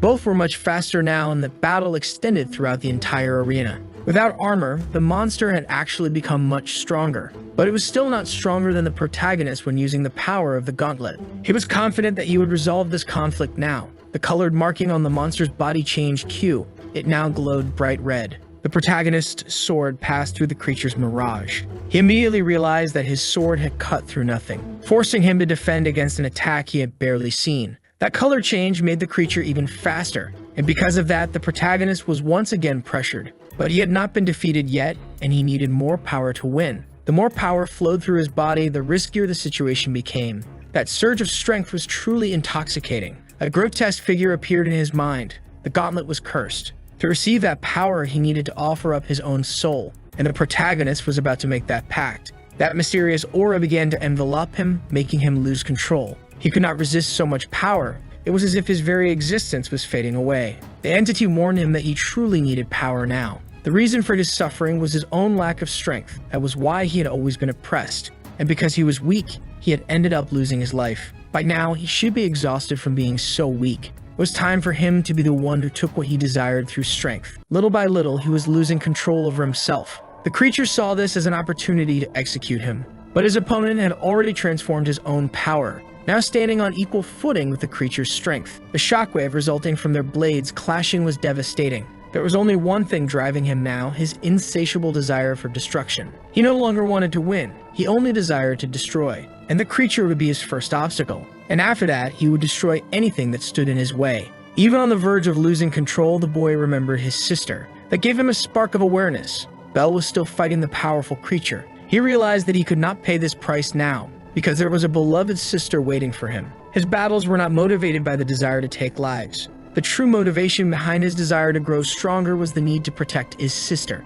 In this way, he managed to regain control over himself. It was time for that creature to yield the power it possessed. The power of Aegis was truly formidable. He managed to push the dungeon boss back with ease. The entity tried to tempt him, he only needed to ask, and it would give him its power, as long as he offered his soul as payment. Because of the internal conflict, the boy still hesitated. But he decided to attack nonetheless, and the creature advanced toward him as well. Both prepared powerful strikes, only to find themselves once again engaged in rapid combat. The creature attempted to surprise him with a mana attack, but its speed was once again surpassed. The boy managed to disarm the creature, forcing one of its arms to part from the rest of its body. That would make it impossible for the creature to continue fighting, and the protagonist finally found the opening he needed, slashing the creature in two. At last, it seemed that the monster had been completely subdued. The winner of that battle was Belle. Still feeling power flowing through his body, he observed the creature's form, which, having no more life, began to disintegrate. That challenge had reached its conclusion, and now he could rid himself of the cursed gauntlet. That enemy had been far too powerful, and the boy had almost lost control of himself. He needed to avoid using that gauntlet as much as possible. Before him, a small vial had appeared. It was the item he had been searching for, ambrosia. If he drank the contents of that vial, he would have as much mana as a level B paladin, allowing him to use his divine armament abilities. The truth was, he had never seen a vial of ambrosia before, and he was a bit concerned. But he knew that he needed to drink it if he wanted a better future. At first, he felt no change at all. After a while, he began to feel his mana increasing significantly. It was incredible. He had reached level B instantly. After the power came the pain, so intense that the boy almost felt incapable of resisting. His chest ached, and at the same time, he felt as if his body was burning. The sheath on his waist began to glow intensely. Not knowing what was happening, he collapsed to the ground, unconscious. Now he was lying in the center of a magical formation, waking up still very startled. He had no idea what place this was. It was as if he had been teleported to another dimension. A man welcomed him to this place. He had finally woken up. That was his mentor, and it had been a long time since they last saw each other. Even with his face hidden under a hood, the boy recognized him. There was no doubt that this was his master. Other people were also present in that place. A girl carried a hammer, and a concealed man was the bearer of the gauntlet, as well as a knight who wielded a sword. In that place, he was warmly received by all of them. It was the first time in his life he had learned of something like this. That was the dimension of souls. Seeing his disciple again left the man very emotional. The boy was also happy about this reunion. His master's name was Regis. It was he who had given him Avalon. He was the original bearer of the Achilles shield. Seeing his master so unexpectedly was truly gratifying. But he could not understand anything. He did not know how he remembered him since he had returned in time. The master said that he had been watching his pupil from that place. He had witnessed his death and reincarnation. Hearing this, the boy became intrigued about the nature of that place. That space existed within Avalon itself. It was where the divine armaments were stored, along with the souls of each of their successors. This statement left the boy perplexed. He wanted to know where his former master's body was. He replied that his body was probably somewhere in the mountains, enjoying retirement. Avalon was a divine armament that bonded with the souls of its bearers. By carrying it through time, its bearer lost connection with it, but his consciousness remained linked to his body. The boy immediately imagined that returning to the past had been the work of his armament, but the master doubted it. At the very least, he did not know that the armament was capable of such a thing. But the boy had not expected that even his master could not provide him with that answer. Reunited with him once again, his master told him that he had done an excellent job protecting his sister. He congratulated him for that, but the boy felt embarrassed upon receiving the praise, and he wanted to know why he was there with him. The master was about to begin his explanation, but one of the souls started moving. He said that the two of them were taking too long and that he also wanted to talk. His name was Revan, the wielder of the fire spitters. The master warned that he had not finished speaking with his disciple yet, and the man asked him to be a bit more flexible, saying that he was not a stone golem. Before them, the boy just watched, understanding absolutely nothing. Introducing himself to the sixth successor, he said it was a pleasure to meet him. The boy remained thoughtful for a moment, and when he tried to shake his hand, he realized that the man was playing a joke. That man was extremely easygoing, something the boy did not understand. Seeing his confusion, Revan found it quite amusing. He said that the sixth successor was indeed very naive. The girl also joined them. Charlotte noted that the newcomer was still adapting, but the man said it was just a harmless joke and asked if Haru agreed with him. But the man was extremely shy. Besides being the fourth successor, he asked them not to speak to him. The girl knew that Revan liked to tease others. He asked her not to get so irritated, saying it ruined her beauty and made her wrinkle. Charlotte did not appreciate that comment at all. The master tried to ask them to stop arguing, but she did not like Regis' stance. Before she could respond, she already had to deal with the comedian's antics. It was strange for the boy to see his master in that kind of situation so lighthearted. It only showed that his predecessors were indeed powerful. He had already asked his master about them. They were all great heroes who fought against evil. The man with the sword asked them to get straight to the point. The first successor, Adam, confirmed that there was a purpose for that meeting. They had summoned the boy to that dimension to warn him. Upon learning this, he asked what it was about. The sixth successor needed to learn how to use the abilities of his divine arms. This news took him by surprise. Divine arms, when fully mastered, radiated an enormous amount of mana. If he were to unlock them now, it could be fatal to his body. That's why he was feeling so much pain. He needs to wait for his body to mature to unlock this power. But the boy has urgent needs. He believes he cannot stop his progress now. He needs all this power to be able to protect his sister. Adam realized that the boy was unwavering, and there is only one thing to be done now. He decided that he would crush the boy right there. He didn't expect Adam to be so fast. He needs to defend himself from that attack immediately. Only then does he realize that Adam is already behind him. The boy was struck by the back of the sword. Adam hopes that with this he realizes he is still too immature, but he didn't take into account that his attack could have been blocked. Given this, he needed to rethink his plans. The boy's last fights had made him progress a lot. Perhaps he is capable then. He should first be able to master the sword. All the successors are waiting for this, and the boy wants to know if he has finally been accepted by him. Adam confirmed it. If he keeps only one ability, he might be able to control it, granting the boy permission to unlock the B-level abilities of the Caliburn sword. He will receive the other abilities when the time comes, as well as those of A-level, abilities that are truly extraordinary. The boy warned that he would unlock them immediately. Adam seemed to like the conviction of that little one, and the comedian wished that number 6 would have luck. They'd all hope that the protagonist will be able to protect his little sister. Even the silent and reserved young man, they will continuously observe him from the shadows. It is time for the boy to return to his body. He woke up inside the dungeon. He doesn't feel pain in his body, but he has a strange sensation. Contemplating the power in the sword, he is eager to use it in subjugating the monsters, for he already knows the unique ability of that sword. To reach the place where the monsters are, they needed to take a boat, and now they are in the middle of the planned journey. The young man warned that the Leviathans would start appearing soon, so it was time to be prepared for battle. What he doesn't know is that everyone there is conspiring to attack him. Even the barber is involved in this plot. The boy started finding some things strange about that task. Why would a B-level knight be assigned to eliminate C-level creatures, or why would he need help? It is certain that something must have been planned. The protagonist knows that being attacked by surprise would be a problem.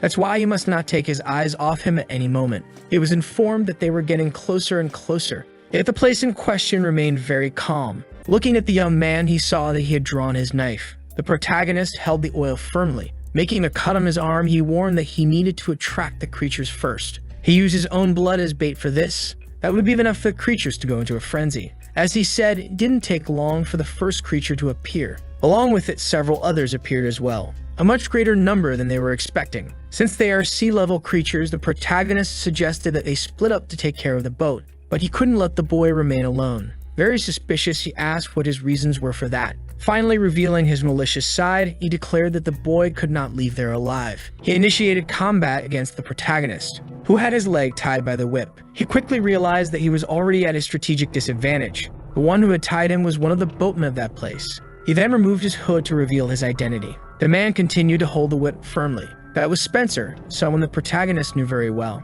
The other young man urged him to do immediately what they had planned.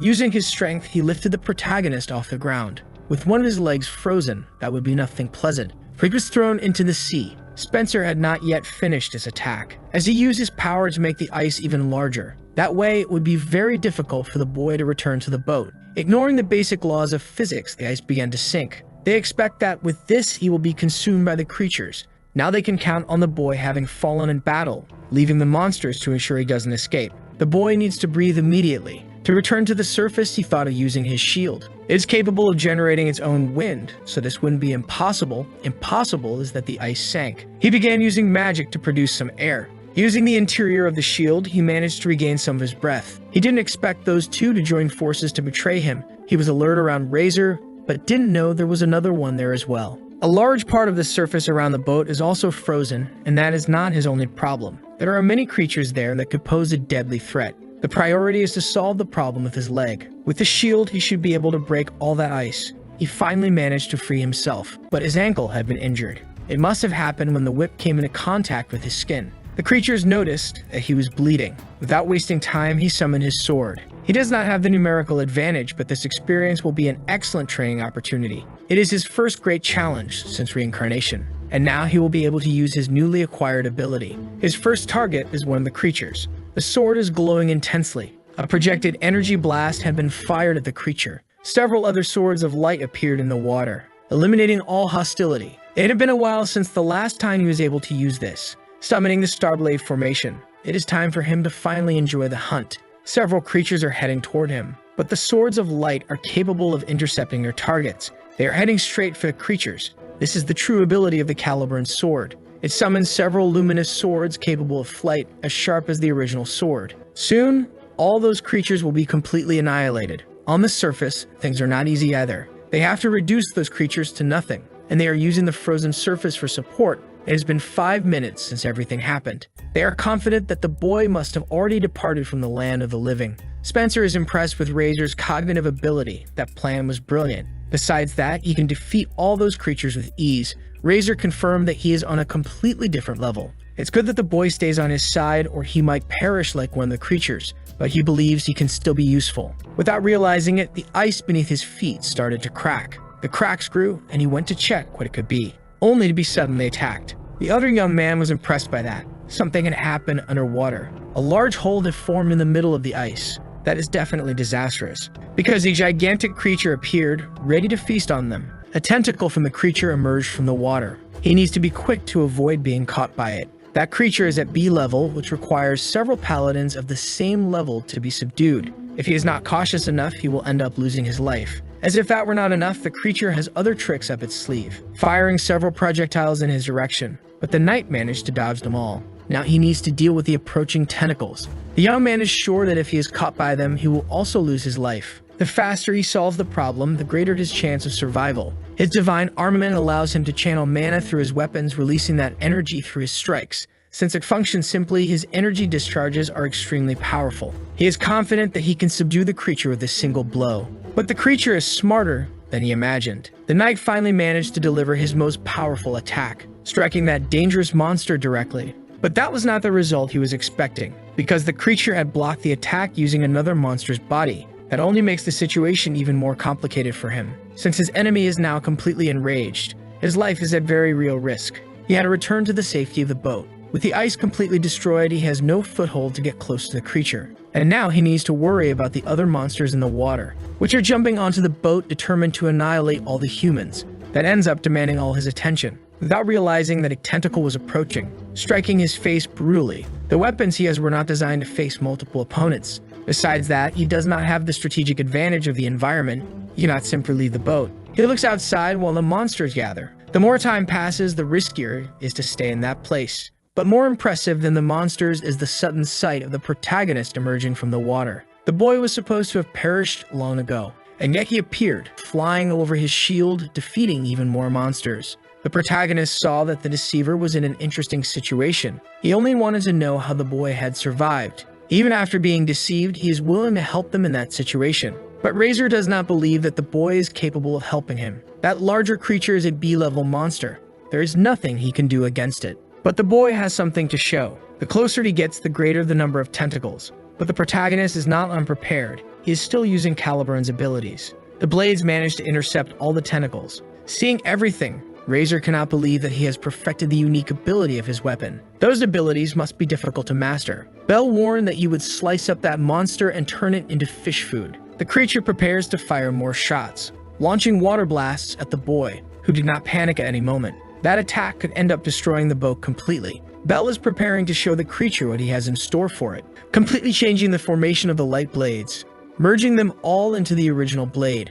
All those swords had fused, creating a lightsaber, capable of firing a concentrated energy beam. The creature's attack collides with the boy's counterattack, but his determination to win is much greater. His attack was able to completely pierce through the monster's body. Moreover, he passed over it while the blades sliced through. Finally, the creature had been subdued. After that attack, it was completely out of combat, as its body had been split into two halves.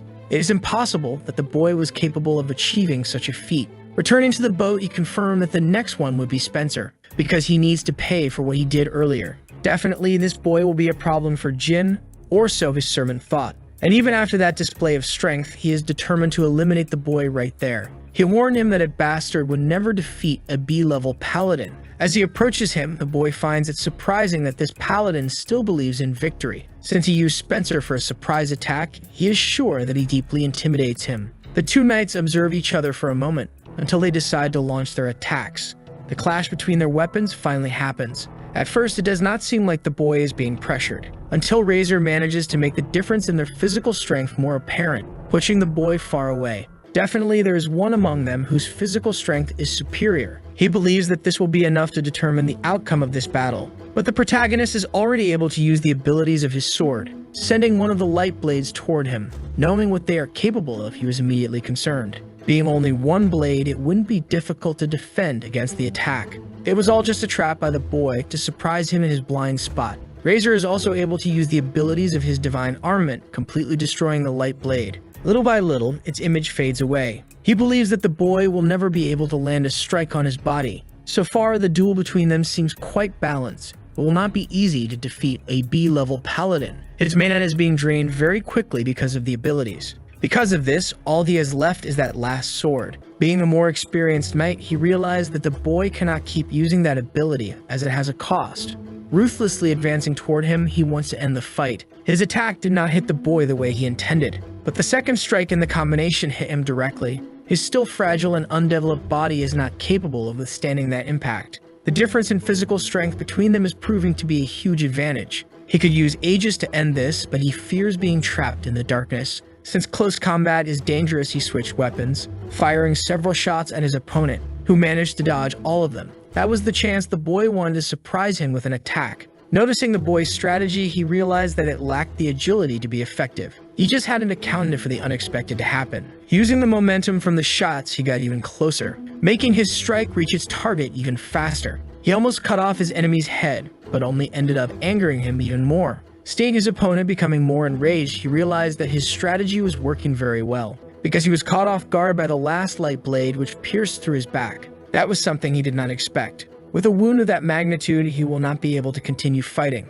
Realizing that his understanding of the boy's strategy was completely wrong. Knowing that his opponent cannot fight anymore, he approached him calmly. He warned him that it was finally over, and strongly recommended that he give up the idea of trying to attack him. The concept of giving up does not apply to him, because he believes the boy is a threat to the future of his master Jin. That is why the boy must be defeated here and now. Faced with this stance, he wants to know why he is so loyal to his brother. That was when he searched deep memories in his mind.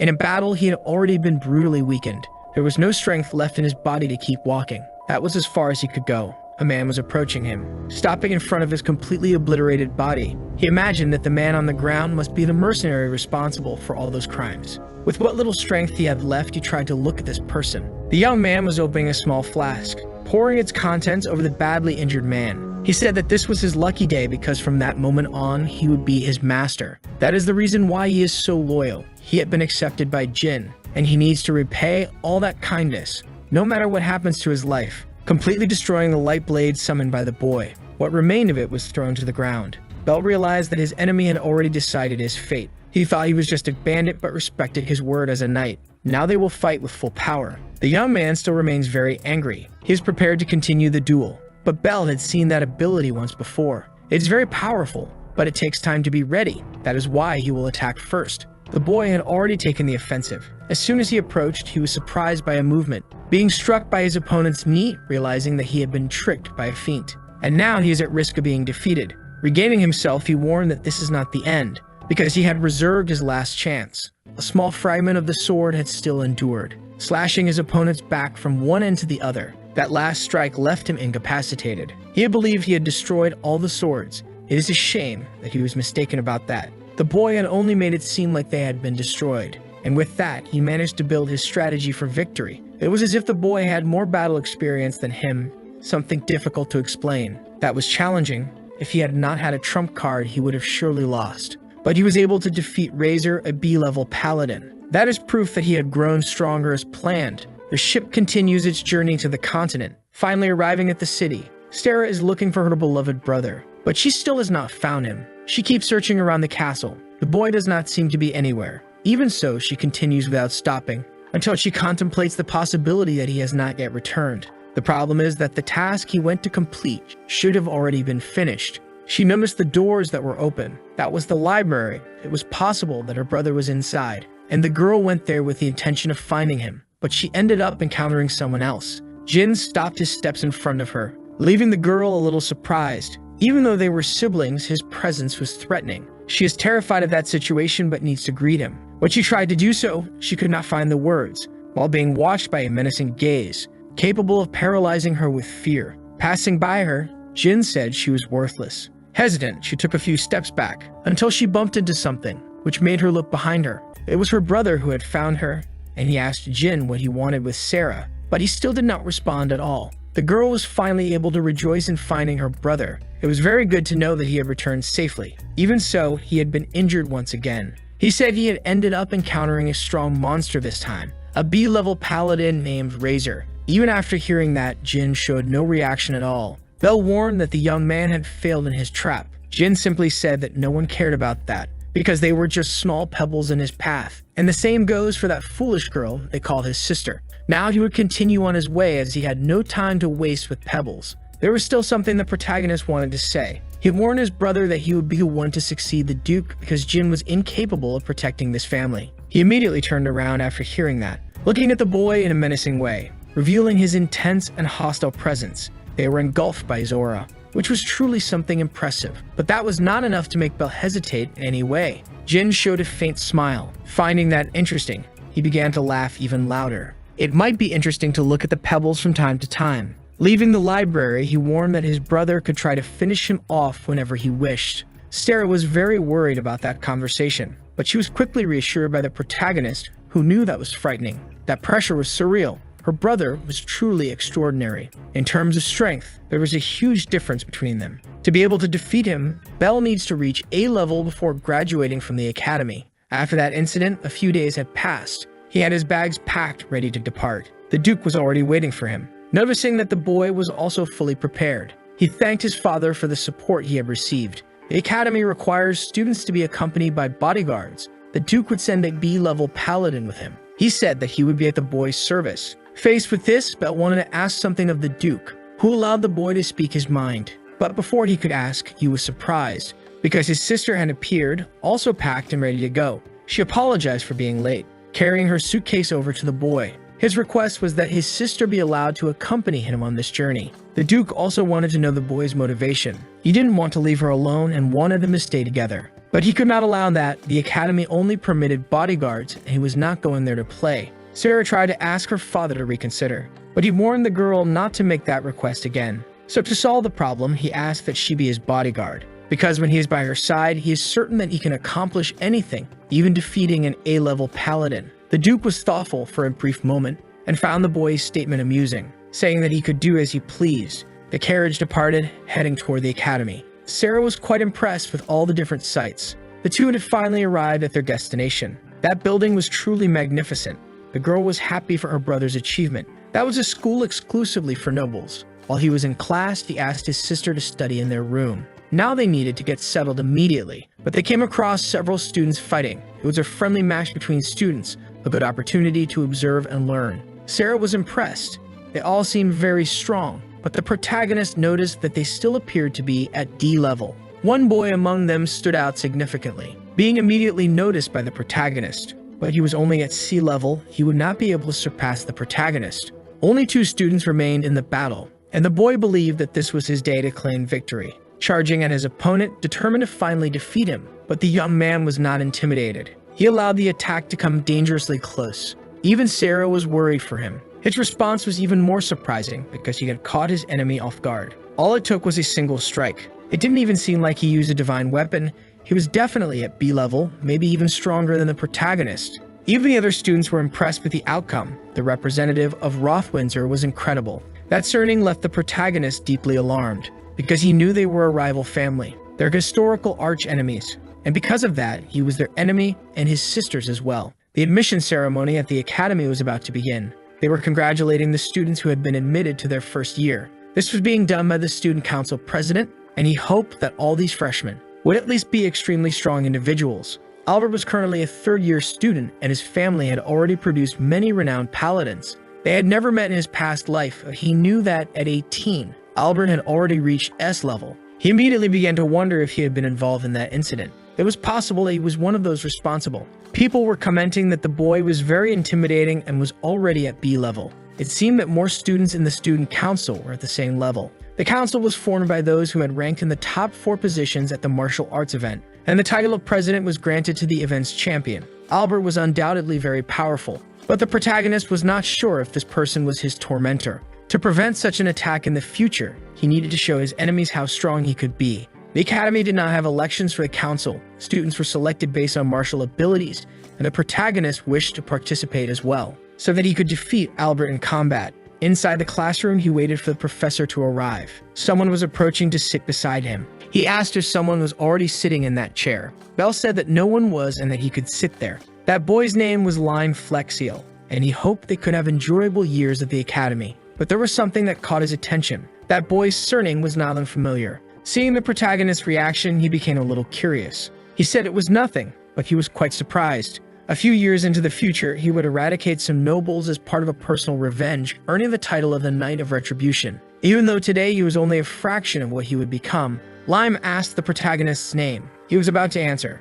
remembering that his father had advised him not to reveal which house he belonged to. Many people might help him just because of his surname, which would prevent him from achieving his purpose at the academy. He needed to prove his worth through his own effort. The name the protagonist invented was Libel Slayer. He would continue hiding his identity until he defeated Albert. Hearing that surname, Lime assumed he also belonged to the commoner class. The insignia on their uniforms showed which class they belonged to. Commoners wore a circle, while nobles used a star. Bell confirmed that he was also a commoner, while Lime belonged to a barony of commoners. In that school, many came from noble families. Commoners were the minority. Knowing that they were of the same class, he hoped they could get along. It was interesting for the protagonist to befriend a promising knight. Lime could become a great ally. In his past life, he had never made friends, so this was actually a bit pleasant. A boy was approaching them as he already knew Lime. It seemed like he had come there just to bother him. This was Roger. He hadn't expected to be in the same class as his friend from his hometown. Everyone knew he was the son of a count and was already at D level. He wanted to know why that little boy was there too. He had taken the admission exam just like everyone else. Roger ended up congratulating him for that, but Lime seemed quite uncomfortable. Getting closer, he warned that Athena was not a place for him as he was just a commoner, so it would be better if he left soon. The boy became quite uneasy, and Roger warned that slaves should obey their masters, and that he could crush someone of his status with just his words. Bell intervened, stating that that was enough. Lime started to feel anxious for the new friend he had made. Roger also wanted to know who this boy was. Immediately noticing that he was also a commoner, looking at him with all the disdain he had. Belt told the boy to leave, regardless of whether he was a commoner or not. Roger decided he would just let him go, making a sudden movement toward the boy. He delivered a kick to Lime. Bell ended up worrying about his new friend. Roger was enjoying the situation. Bell said that he was just a bastard who shouldn't even consider himself a paladin. Since he belonged to the nobility, he should care about the commoners. But he said that the poor only existed to be exploited by the nobles. Bell warned that his understanding was very limited. A county could fall just as quickly as a commoner. Roger seemed like he was about to use magic, asking if the boy wanted to fight him. Now he had his divine weapon in his hands. Seeing that conflict was inevitable, he asked Lime to step back. He was about to summon his divine armament as well. Roger was quite intrigued by that, while the protagonist warned that he would force some common sense into his head. Seeing that sheath, he began to despise him even more. He must be nothing more than a nobody for having such a useless divine weapon, one that couldn't even crush a fly. And the protagonist warned that if that were the case, then Roger must be less than a fly. He didn't like being looked down upon by commoners and decided that he would finish him off. The protagonist was eager to see if he was capable of doing that. The entire class became interested in the fight. Roger charged at him, unaware that he was nothing more than a side character. The protagonist was prepared for combat, watching his opponent's scythe very closely. But a mysterious hand had appeared, positioning itself between the two. The liar of that woman was able to prevent the conflict. The sound it produced disturbed them both. Then she said they shouldn't fight since they were in the same class, and asked them to pay attention to her words. Belle didn't know who this girl was, but she continued playing her lyre. Introducing herself, she said her name was Sylpha. She came from the Elpage family, a house of Marquesses, a higher noble rank than Roger's. The teacher entered the classroom, asking the students to take their seats because the lesson was about to begin. For the first task, she would evaluate her students' abilities. They had to use their divine armaments to attack the target as if it were a monster. They had to aim at those golems and show their true power. The first student demonstrated his abilities, charging at the target while wielding a sword, delivering the first strike. But the target was too hard. He was unable to do anything, only a very superficial cut. Immediately, the structure regenerated itself, something that the protagonist noticed. Several students also tried to attack it. The teacher observed that most students were still at E level, as most of them could barely produce elemental damage. Now was Lime's turn to demonstrate his abilities. That spear had no magical power. You must have been the only one at F level in that evaluation. The boy charged at the target, driving the tips of his spear into its body. And like some others, he was thrown backward. Roger said he was just a useless boy incapable of using magic. The boy started getting up. Roger was about to show the difference between himself and the trash. His divine armament glowed like fire. He attacked with great confidence, and the blade of his scythe embedded itself in the target, leaving behind significant destruction. Some of his classmates were impressed. The teacher was pleased with his performance as he was at D level. Roger assumed he must be the best student in that class. Now it was the blonde girl's turn. It was finally her time to perform. She started playing her lyre and her attack was in motion. Her classmates were disturbed by the sound, and the sound waves were also destructive, causing even greater destruction to the target. Those two were on a completely different level compared to the rest. Roger was very polite to her and only respected her because she was a higher-ranking noble than him. He only did that to maintain a good impression with the nobility, but she said she would prefer if he didn't try that. She had already been thinking about it. At the academy, they were all equals. Noble titles were irrelevant in that space. Roger was upset about being ignored. The next one to take the exam was the protagonist, and the arrogant boy believed that the commoner would be a failure, since he wouldn't be able to do anything with just a sheath. Bell apologized, saying he wouldn't use his sheath as a weapon, wielding Caliburn to perform his attack. Roger was shocked that boy had more than one divine armament. The blonde girl was also surprised, as was his new friend. After his initial surprise, Roger noticed that the weapon had no magic, and after striking the target, he would be repelled backward. The protagonist only wished for him to pay attention. He was about to execute his attack. With a great barrage of strikes, he completely destroyed the target. All that remained were just pieces. His classmates were left speechless by that display of strength. Even the teacher was impressed. The golem had been cut apart without the aid of magic. What with the boy's skill, he didn't even need to resort to that. Roger could not accept that a commoner could be so talented. Lime went to his new friend to congratulate him on what he had done. He said it was simple. Even Lime would be able to do it. The boy was very impressed. He still couldn't master magic. Bell assured him that his judgment of the boy was correct. His divine armament had great potential. As long as he didn't give up, he could become the most powerful holy knight. Lime was very embarrassed by those encouraging words, until the blonde girl appeared between them. She wanted to know how that boy was so talented, but her closeness made the protagonist uncomfortable. Several other students were also interested. Some hadn't even been able to see his strikes. One of them said that his sword must be the most powerful divine artifact among the freshmen. Roger heard those words, and out of fear, the boy quickly corrected himself, saying that Roger's weapon was stronger. That only made him even more furious. The tasks for that day had ended. The next lesson would be a practical test. They would be hunting monsters in the forest behind the school, and everyone had to be prepared. The students still wanted to know more about that talented boy. Roger called his bodyguard, who appeared immediately. He had a worn-out expression and looked very unwell. Roger had brought a familiar for protection and would need it for tomorrow's task. The knight asked if he wanted to use it during the task. The boy said there was no problem with that, and his knight stated that the young master's actions were always courageous. Roger wanted to see the expressions of terror from both the commoners and the lower nobles, because he is going to send that proud commoner straight to hell. Outside the academy, they were preparing for class. The monsters there started at F level, and some E-level monsters had also been released. Their task was to hunt these creatures. Whoever defeated the most of them would receive extra points. Roger couldn't hide that he was a malicious boy. Finally, the practice had begun. It was time for them to show what they were capable of. The girl wanted to compete with the protagonist to see who could get first place. Little did she know that first place already had an owner. He needed to show his strength to all of them. Lime wanted to accompany him, since he still didn't have the confidence to fight alone yet. He allowed him to come along, but made it clear that he wouldn't go easy. Running toward the forest, he told him to follow. It didn't take long before they encountered several creatures, but they were not a real challenge for the protagonist, who was cutting down those monsters as if they were pieces of paper. His classmates were also very engaged. He had already defeated 15 monsters. It was so easy that it didn't even count as a warm-up. Lime was quite impressed with his classmates' performance, but they had no time for conversation. One of the creatures had appeared behind the boy, but he was saved by the protagonist. He needed to stay very alert, as the number of creatures was greater than expected. Lime needed to fight against his own fears. His classmates were progressing normally, and the creatures were being defeated. He knew he needed to put in much more effort than that. Hidden in the forest, Roger continued watching his rivals. Filled with envy, he believed those commoners were arrogant. That was why he was going to make them pay. Soon, they would meet the end of their lives.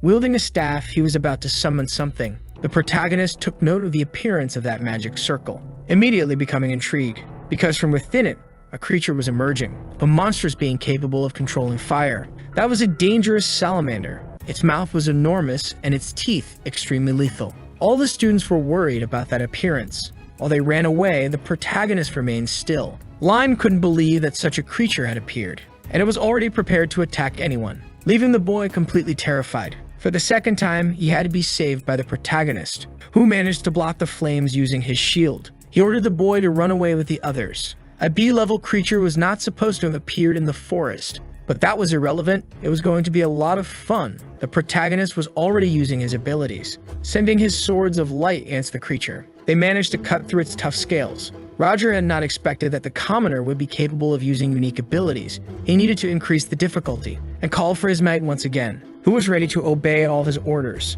The creature was surrounded by the swords of light. Lime found that incredible. His classmate was pressuring a powerful creature. It was time for it to disappear. The swords of light were prepared to deliver a fatal blow, but the knight would not allow that to happen, sabotaging the boy's attack, and he quickly realized what had happened. There was another person in the forest who started approaching them, stating that that unique ability was indeed impressive. Presuming that he was the master of that creature, he asked what he wanted. The knight stated that he would not leave without the boy's head. The salamander resumed throwing fireballs, while the knight also attacked. The attacks collided and struck each other, raising a huge cloud of steam. To disperse it, he used the wind from his shield, but the knight had already prepared in advance, using a water prison to isolate each of those blades. They seemed to be incapacitated. That water prison had sealed his abilities. That was definitely a B-level paladin. The protagonist found himself surrounded by challenging opponents. Both the salamander and the knight continued attacking. Now he had to deal with both, blocking one's strike with his shield and cutting the other with his sword. With his current power level, this was beyond his capabilities. Lime didn't know what he should do. At this rate, his friend would end up being defeated. He saw Roger in the middle of the forest. His presence was definitely suspicious. That was his family's staff used for summoning. He immediately approached Roger, who hadn't expected the boy to find him. He asked if that familiar belonged to him. He should stop this now because the protagonist was in danger. Roger attacked him without a second thought, telling the weakling to stay on the ground.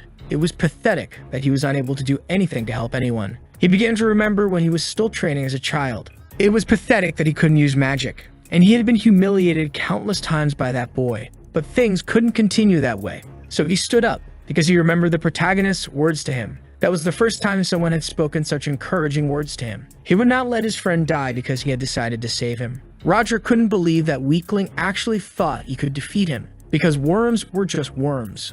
Lime told him to shut up, and that he shouldn't measure his worth without his permission. Roger started feeling a little uneasy. He warned that he wouldn't lose just because the boy could use magic now. Lime agreed with that statement. The idiot's scythe also started glowing. He needed to finish off the trash now, but Lime exuded great confidence. His spear was able to freeze those flames, making them disappear completely.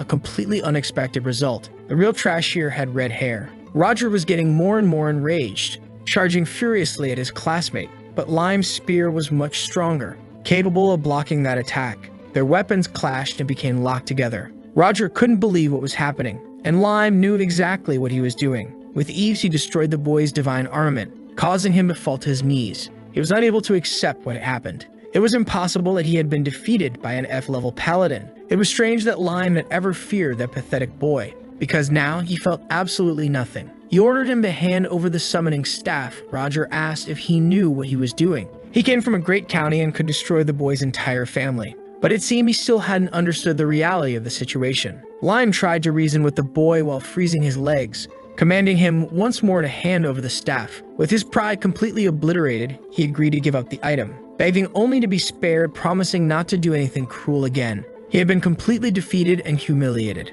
The staff had now changed hands. Lime warned Roger to stay away from him and his friend, or things could get complicated. He finally relaxed a little, while Roger was thinking of ways to act. The chain of his weapon was still within reach, and suddenly the other end of it began to glow. A sneak attack was in progress. Roger believed he would take down that boy, but Lime was completely aware of it, blocking that pathetic attack. It was truly pathetic that he had decided to act that way. The summoning staff lay on the ground, completely destroyed by the boy, leaving Roger speechless. He couldn't believe that the item had been destroyed. Little by little, the salamander began to disappear, a very unexpected result for that night. Immediately realizing that something had happened to his master, from afar he could see that he had been subdued, so he turned his attention to the other commoner. But he couldn't act so easily, because he didn't have time to be distracted. The true mastermind behind those actions had been discovered. It seemed like he had wanted to take down the protagonist. It was a shame it had to be this way. In a fair fight, that knight would never be able to defeat him.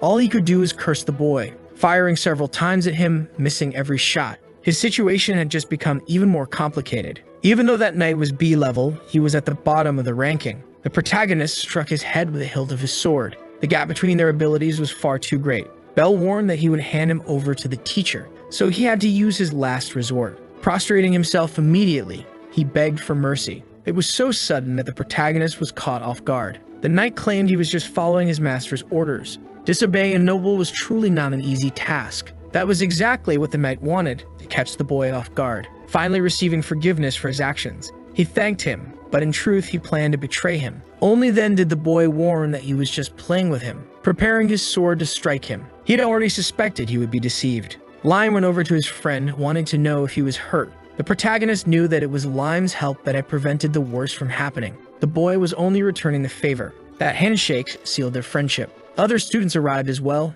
thanking them for their help. It was impressive that he had defeated a B-level knight. But that wasn't the only thing that had happened. That knight was one of Roger's allies. The fire salamander was directly linked to them. He was definitely a despicable person, and because of what he had done, Lime was now being praised by his classmates. It seemed that in the end he really was very strong. Humbly, Lime thanked them for their compliments. As expected from the knight he would become one day. Someone had been watching everything from afar. The blonde girl seemed to have liked what she saw, understanding how that boy's divine armament worked. The task had finally been completed, and Roger would be punished for his actions. The girl was waiting for them at the end of the corridor. She had something to say to the protagonist. Looking at her, he remembered that her name was Sylpha. He asked what she wanted. She already knew that it was Avalon, the name of his divine armament. That immediately surprised him. She also knew that it was the sacred weapon of the heroes of the past. He had no idea how that girl knew about Avalon. From the protagonist's facial expression, she was completely right. She was the first person to recognize the nature of that divine armament. Her objective was very simple, and the protagonist seemed concerned. She clasped her hands together in front of him. Bowing, she very politely asked if she could see that weapon. The boy had not expected that. She had always admired that armament, the weapon of heroes, so she wanted to see it. Since it was a simple request, he showed her the sheath. She was quite impressed. She hadn't imagined it was something real. The protagonist wanted to know how she knew about this item. She said there was a legend in her mother's family about a hero who had a sheath containing multiple weapons. It was possible that one of his predecessors was from her family. Lime still didn't understand the whole story but knew that his friend's divine armament must be incredible. The girl was very grateful, as one of her dreams had come true. As a token of appreciation, she said the two of them could go out together one day. There was a great cafe in town. They should all go there sometime. Lime really liked that idea, and the protagonist thought it would be interesting to explore the city. He agreed but said he would bring someone with him. The young group was now inside the cafe. Sarah loved the taste of that strawberry pie. Belle was very happy that his sister was enjoying it too. The girl hadn't expected the protagonist to have such a beautiful sister. Sarah became a little shy of the compliment. Seeing her have fun was even more enjoyable for the protagonist. He was also having a great time. He had never had experiences like this in his past life. The blonde girl asked for everyone's attention. She was going to play a song for them all. It would be interesting to hear music played by a divine weapon. The girl started playing her lyre, but the sound was simply awful. Her musical proficiency was terrible. The girl knew she played very badly. She did it just to entertain her friends. Others also found it very amusing, asking her to continue playing. Pointing at Lime, she said he should sing as well. The two of them were entertaining everyone inside the cafe. It ended up turning into a really fun performance. Those two were his first real friends in his entire life. Outside, they were commenting on how much fun it had been. The girl wanted to take Sarah to buy some clothes. He wouldn't let his sister go alone, but his friend said this was a girl's thing. The protagonist was quite disappointed. He only asked to get informed if anything happened, and the girl realized that he was an excellent brother. Sarah wanted to know if she had any siblings. A little saddened, she said she had none. It seemed that someone was looking for Silpha. That person's name was Evelyn. He was one of the student council members. It was an unusual introduction for half-siblings. She should have been more polite, but she didn't see him as a brother. It had come to make her train, because if her divine weapon were perfected, one day it would be useful to him. The girl had already told him she had no interest in participating in wars. Rolling up his sleeves, he said it was very inconvenient that she had that mindset. It seemed that he was going to have to drag her by force. A little blood started to seep from his palm, until the liquid began to gush intensely. Sarah was very frightened by that scene, and the boy was controlling it as he pleased. A divine weapon that used blood, she called for Mary, her bodyguard. But the boy had already taken control of the situation. Looking back, she realized her bodyguard had been defeated. That made the situation even more problematic. Her brother said they needed to leave now, and she told Sarah to run away because things could get dangerous. She needed to play her weapon to defend herself, but she wasn't able to handle that attack. The young man realized that if she asked for help, things would get complicated, so he needed to resolve it immediately. Sarah is about to be attacked, but she ended up being saved by her brother's friend. Silpha fell to the ground, very weakened. It was foolish of her to do that, but now she won't be able to resist him. He used his ability to capture her, lifting her body off the ground. Sarah is still quite terrified, and the blonde girl had lost consciousness. The cause of this was her own brother. Desperate, Sarah asked for the protagonist's help. He quickly approached the place, cutting off that boy's tentacles, who didn't expect this kind of intervention. The blonde girl had been rescued. Witnessing that made Sarah very relieved. The protagonist wants to know what this guy wants with his friend. The pleasant moment they were having had been destroyed. That mysterious guy asked if the protagonist is one of his sister's friends. Not that it was important, but it's better if he doesn't meddle in family matters. The protagonist asked Line to take care of the girls because he has a face to smash now, and he was going to deal with him immediately. But the guy is surprised by that stance. He warned that there's no merit in defending that girl. Using his sword to cut those attacks is very easy, which left the guy quite impressed. Helping a friend is something completely natural. Striking an attack against him, the guy protected himself with a shield, warning that this was a waste of time. That blood shield is really impressive. It looks like his sword won't work against it. He can't waste his mana in this fight. The guy was already prepared to attack, but the protagonist managed to dodge it. Recognizing that the protagonist is very irritating, he warned that he would finish everything quickly, firing several attacks at him. A very predictable attack. Then the boy wielded the fire spitter. Seeing that the boy possessed more than one divine weapon, he realized that he was not an ordinary opponent. It was the protagonist's turn to fire now. managing to stop all the attacks coming his way. It looks like they are at a stalemate. Seeing that he intercepted his attacks only made that fight even more complicated. But he is determined to capture his sister, producing a spear made of blood. That move will be the last. The protagonist confirmed that it really would be. The two attacked each other with everything they had. Some people on the rooftop said this was quite interesting. Looking up, they noticed the arrival of these people. One of them, upon landing on the ground, shattered the sidewalk stones. He had landed between the two, demonstrating his strength. He would like to join that fight as well. The protagonist knows he belongs to the student council, while the blue-haired guy wants to know what Zeal is doing there. He warned that he was being too hard on the kids. The girl said that this behavior is quite embarrassing, because he is a great weakling. Seeing his two colleagues, he decided to stop his attacks. But Zeal would have liked the fight to last a little longer. Making his whole body glow, he said it was best they went all out. His entire body was covered in armor. Besides being large, he has a powerful presence. The girl asked the muscular one to do his job, while she summoned several chains. That was necessary to prevent him from taking drastic actions. They weren't there to continue a fight. Seeing that magical power, the protagonist realized that she is also very strong. Zeal managed to break the chains without much effort. He said that Evelyn has responsibilities along with the student council in the company of Albert. Because of this, he will spend a month on an expedition inside the forest. The task begins immediately. He realized he had no other choice. Leaving there, he warned that he would take his sister in a month. The girl waved goodbye to the weakling newbie. It's a relief that they all left. The student council students are all monsters. Looking back, he checked to see if his friends were okay. She said she wasn't hurt and apologized for getting him involved in that. But the protagonist said it wasn't necessary. He just wants to know why she and her brother are fighting. The reason for this is that he wants to use her, as he is the next heir.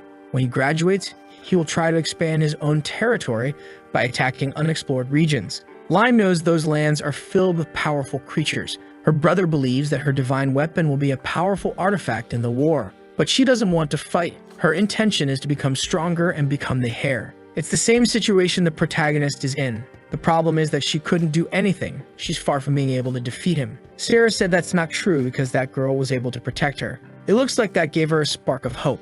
Sarah is very grateful for what happened. Even the protagonist wants to express his gratitude, and he went to the girl to do so. Being able to save someone is what makes them strong. In the past, he couldn't. He said she should have confidence because if she lacks strength, she can train. Lime said she would help her too. At first, she doesn't even know what to say, but she is very grateful for her new friends. The protagonist knows that the last attack could have been fatal. In a month, he will return, so Bell needs to become stronger. For that, he needs to unlock his unique ability. He needs to talk to the comedian. He needs the permission of the predecessors to acquire new abilities, and he must return to that space. Closing his eyes, he began to concentrate, channeling his mana through the sheath. He was received by all the other predecessors. It has been a while since they last saw each other. The boy has a request to make, but they already know what it is, because they saw everything that happened in the last battle. That artifact was a bit problematic. That guy can shape things freely. It resembles Avalon itself quite a lot. It fell into a brief silence. The comedian warned that if he burns that blood, everything will be resolved. And the boy thinks exactly the same way, which is why he wants his unique ability. Something the comedian agreed to do without hesitation, just to show that it had been a joke. He really enjoys being a comedian. Charlotte said he should stop with that kind of nonsense.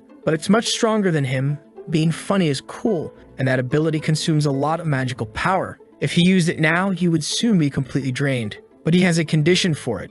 Before the rematch, he must fire 300 shots per day. That way, he will consider granting the ability to the boy. The problem is that this is unattainable.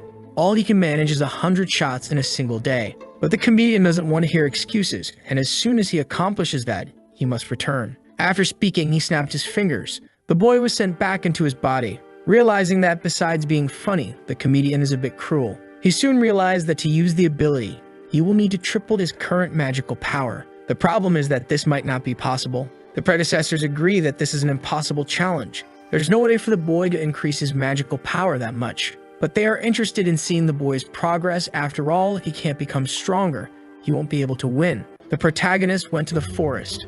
There he began to fire his shots, defeating some creatures. That isn't too difficult to do. But the workload is truly exhausting. The only way to increase his magical power is by hunting creatures. So he will hunt everything he can find. His friends are impressed with his strength. It was good that they came along too. Everyone wants to get stronger. That's how she convinced Line to go as well. The desire to become stronger is greater than the fear. The protagonist truly has good friends. that contributes to his progress. After firing 100 shots, he felt drained, but by hunting, he increased his power slightly. But it still wasn't enough. That progress is far from ideal. Then he heard a terrifying roar in the forest that didn't seem to have come from an orc. It could be that his friends are in danger. Finally, the protagonist found the creature. It was lying on the ground as if sleeping. Beside its body were his two friends, celebrating what they had managed to do. The girl praised Belle's work. Even he was curious to know if his friends had defeated that creature. And that was exactly what happened. That was a sea-level creature. He thought his friends were at a lower level.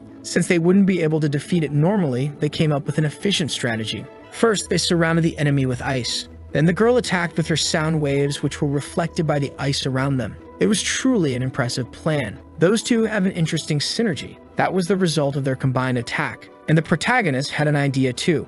Now he knows how he will be able to fire more shots. Meanwhile, more creatures had appeared. Several orcs like the one that had been defeated. A large group like that is going to be very problematic because they are all very tired. But the protagonist has a brilliant idea. He can still keep fighting. They would never have imagined that the protagonist was capable of doing all that. Seeing that he left in a hurry, the girl remembered that he had something to do. The predecessors did not expect the boy to return so quickly. The comedian hopes he is now trying to change the terms of the agreement.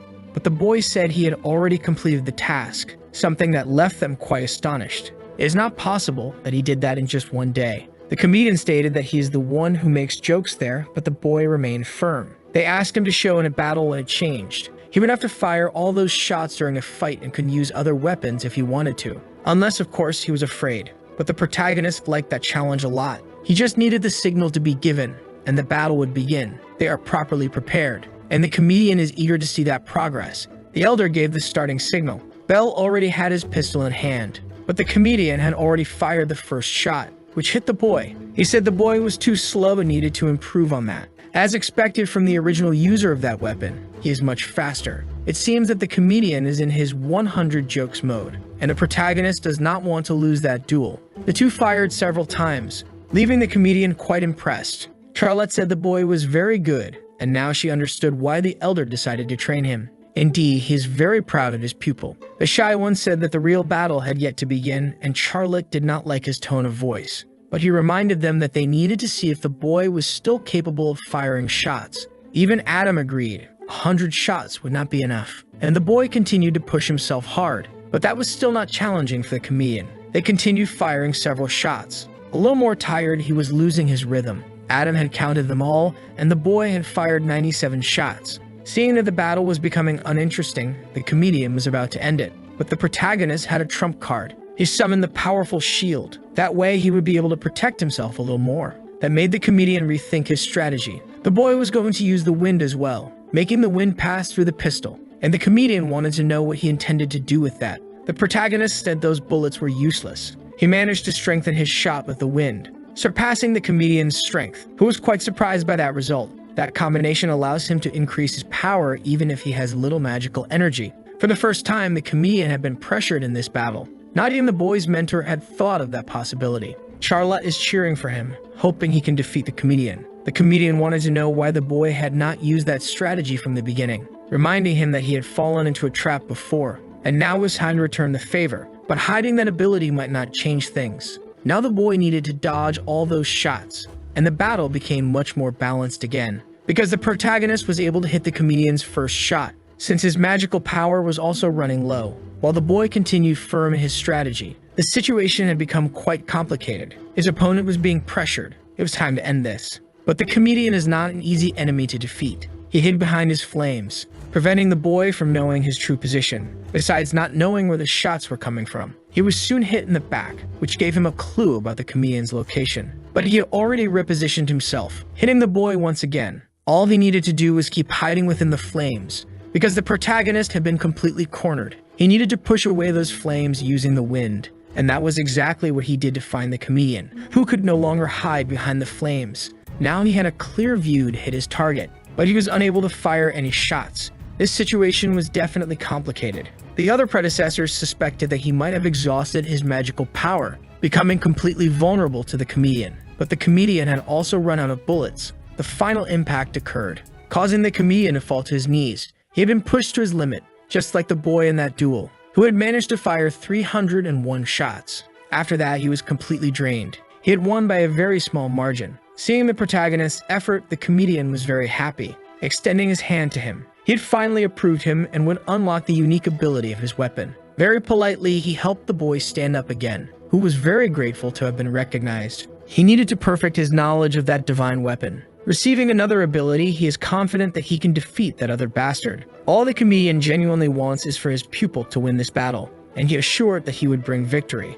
A few days pass, and the protagonist continued training in the forest, because it is essential for him to keep getting stronger. Little by little, he is further refining his mastery of his ability. His friends approached to see what happened. That unique ability of his is truly impressive. The girl asked if he could give them some tips so they could learn as well. All he could say was for them to keep defeating monsters. That is the only path he knows. But he knows a training method to enhance the power they already have and to practice it every day. He learned it from his master. They need to sit down, close their eyes, and concentrate. Making that symbolic hand gesture, this is the easiest way to circulate magical power through the body. By practicing that meditation for an hour a day, magical power can grow more quickly. Besides helping to refine it, making it easier to release power during battle, they decided they would try to do that too. This practice does not bring immediate results, but in the long run, it is very effective. His friends began circulating magic through their bodies. The protagonist noticed that they had progressed too quickly. Perhaps their progress is far above average. He couldn't afford to fall behind, so he decided he would keep training. That would also contribute to strengthening his unique ability. But 5 days passed, and the group of friends kept training. After 10 days, they were already dueling each other. To become even stronger, a total of 20 days passed, and they continued training diligently. After a month, they met with the bastard again. This time, he did not come alone to take his sister. It had been a while since they last saw each other. Even the girl had become stronger. The bastard ordered his servant to take the girl, as he would handle this nuisance. The servant understood his orders, but the girl was not going to make that task easy at all, immediately attacking him with her divine weapon. But the servant was fast enough to dodge those attacks.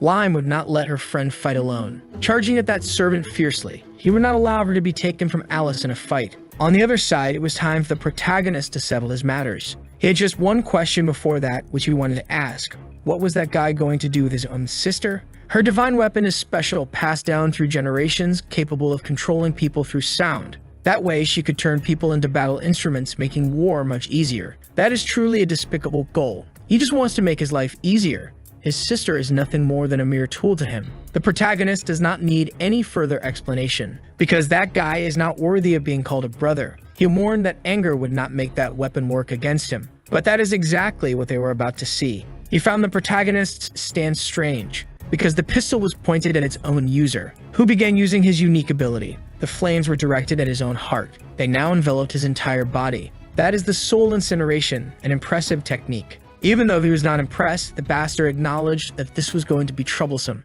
The protagonist had become much stronger, and wings emerged from his back. With that, all of his physical attributes were enhanced. It is now able to approach his enemy much more quickly. All the bastard did was fire a few shots, but that was completely useless, because his flames can burn all that blood, something the bastard was not expecting. It was time for the protagonist to kill him until nothing was left. Preparing without stopping to land a punch on him, the bastard immediately produced a shield for his protection, which was able to withstand the first impact, but shattered the way it did, it would not be able to stop the second. That way, the protagonist managed to hit him in the face, sending the poor fool's body flying away. The blood he has now is completely useless. He should just give up and go home. But that is not all he has to show. The bastard had stood up again. His eyes had completely transformed as well. The surface of his skin had undergone a transformation. It felt as though his blood had started boiling. With that form, he had become much more powerful, and the protagonist could not tell what that was. That was dragon blood. That ability transformed his entire body. He now looked like a dragon. His power had grown significantly. That pressure is really problematic. He warned the protagonist that he should feel proud of it and regret it at the same time. His sharp claws were already prepared, because he was about to feel his full fury now. Bell paid close attention to his opponent's advance. With his enhanced abilities, he was able to dodge it. Even so, he was superficially cut. His opponent was intrigued. He thought he had hit the target. While he was thinking, the protagonist prepared an attack, launching his flames at him. He managed to hit him precisely. Now he would make everything explode into the air. The resulting destruction was truly impressive. A lot of smoke had risen into the air, but his opponent seemed completely unscathed. He said that attack had been completely pathetic. The scales on his body remained clean. There were no signs or traces of soot or burns. He charged at the protagonist, ready to slice him apart. Just fire would not be enough for this opponent, so he decided he would crush him with his fists. The two were on a collision course. Bell had to dodge those claws once again. Only then would he have a chance to strike, landing a hit on his opponent's side. Feeling the impact on his own skin, he was not impressed in the slightest. Those scales were also very resistant to impact. The protagonist got distracted by his thoughts, being caught off guard by the dragon's tail, which hurled him toward the ground, while his opponent prepared a powerful spell to annihilate him. Bell knew he needed to defend himself immediately, sending a fireball to avoid being hit. But his opponent's attack was much more devastating. A great explosion occurred in the air. The boy appeared to be very exhausted. Even though he was persistent, he was clearly at his limit, and the dragon was capable of making several of those attacks. That would make things much more complicated for him, because the protagonist needed to use even more of his magical power, and on the ground, his friends were engaged in another battle. Their enemy was probably at level B. They decided they would execute a combined attack. The silent enemy just waited for their movement. Lime was the first to advance, forcing his opponent to defend himself. The boy had driven his spear into the ground. That made his opponent slightly cautious, finally realizing that he had been surrounded by ice walls. This was the girl's time to act. She was already approaching, sending powerful sound waves at her opponent. That combination had been enough to defeat a monster stronger than them, so they believed the battle would be over. But the knight said all of that was completely useless. He struck his staff against the ground. A dark and mysterious circle appeared, completely absorbing the sound waves of the attack, until absolutely nothing remained. An unexpected result for the kids. Still with his staff resting on the ground, he prepared an attack capable of annihilating them. The dark portal grew larger and larger, releasing the absorbed sound waves. Thanks to his absorption, those attacks were now completely useless. The girl was still processing what had happened. The knight apologized to her, but said he had to take her since he had received orders from his master. Lime was not going to let that happen, and the knight warned the boy not to interfere. But he would never listen to those words, so he needed to be subdued. He was still very inexperienced in combat. The girl saw that her friend was also struggling. Knowing she needed to help him, she became desperate because she couldn't move her body. Meanwhile, the boy continued to be brutally beaten. She only wished she had a little more strength to resist. She remembered the protagonist's words that training would help her release power in battle. She just needed to calm herself down. That way, she would be able to focus on the magical power within her body. Believing she could fight, she was ready to save her friend. His skull was about to be completely crushed by that staff, but the sound waves flew through the air. Lime managed to react in time. It was not yet time for him to be defeated, and the poor knight was quite puzzled by what was happening. That was the result of the sound produced by the girl. Lime could hear her friend perfectly. The music she played was beautiful, and that music transformed into strength in the boy's body, who was now able to pressure his opponent, managing to throw him off balance. The knight did not know where that child had drawn so much strength from. His divine weapon shone intensely, ready to freeze him.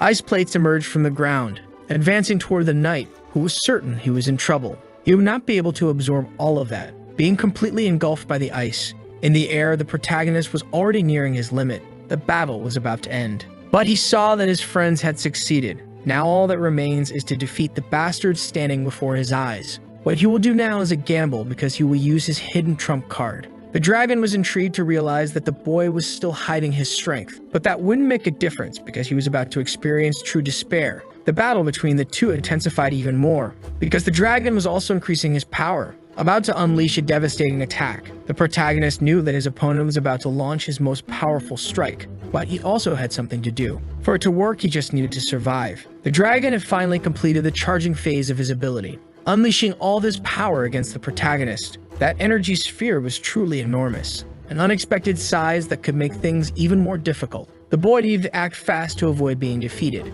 The only thing he had was that attack, launching his flames to prevent being hit. But the dragon continued generating even more power, a force that the protagonist could not withstand. He had been overpowered by his opponent. It seemed that the battle was finally over. That was not the ending the dragon had hoped for. He wanted something more thrilling. Only then did he realize that the protagonist had appeared behind him. He had been distracted and had not paid attention to his own defense. While he was charging all that power, the boy had created a clone from his own flames, which had been destroyed by the dragon, an ability he never expected the protagonist to master. Feeling confident, he believed the protagonist couldn't harm him because his attacks were weak. It was time for him to show the progress of his training, because through it, he had perfected his mastery of magic. The dragon sensed that the boy's arm was coated in mana, His attacks may not have worked so far, but that punch was going to be different. Looking back, the dragon realized that it was quite dangerous. Those blue flames were the boy's trump card, striking his enemy's back with his glorious fist, causing him intense and agonizing pain, strong enough to shatter the dragon's scales. It was impossible that he had been defeated by a child. After some time, he managed to open his eyes. His body was completely immobilized by ice. He and his servant had been defeated. It took a while, but they eventually regained consciousness. The dragon thought he would be bothered by the kids, but since he had been defeated, it didn't bother him. There was something the girl wanted to say to him. She would not let him start a war, she would not be his tool, and he had better understand that. Unexpectedly, he seemed to agree. He would do exactly as the girl asked. Such strange words for them to hear, leaving them doubtful. Even so, Lime dispelled her divine weapon, making the ice disappear. The girl asked him not to come see her again. Without answering her, he simply told his Meg to accompany him. The two were now leaving. That battle had been exhausting for everyone, and it was impressive that the protagonist had been able to defeat a member of the student council. He said it was by a narrow margin. The girl stood up to speak with her friends, and one day she would repay all that kindness. But they were friends, and that's not how things worked.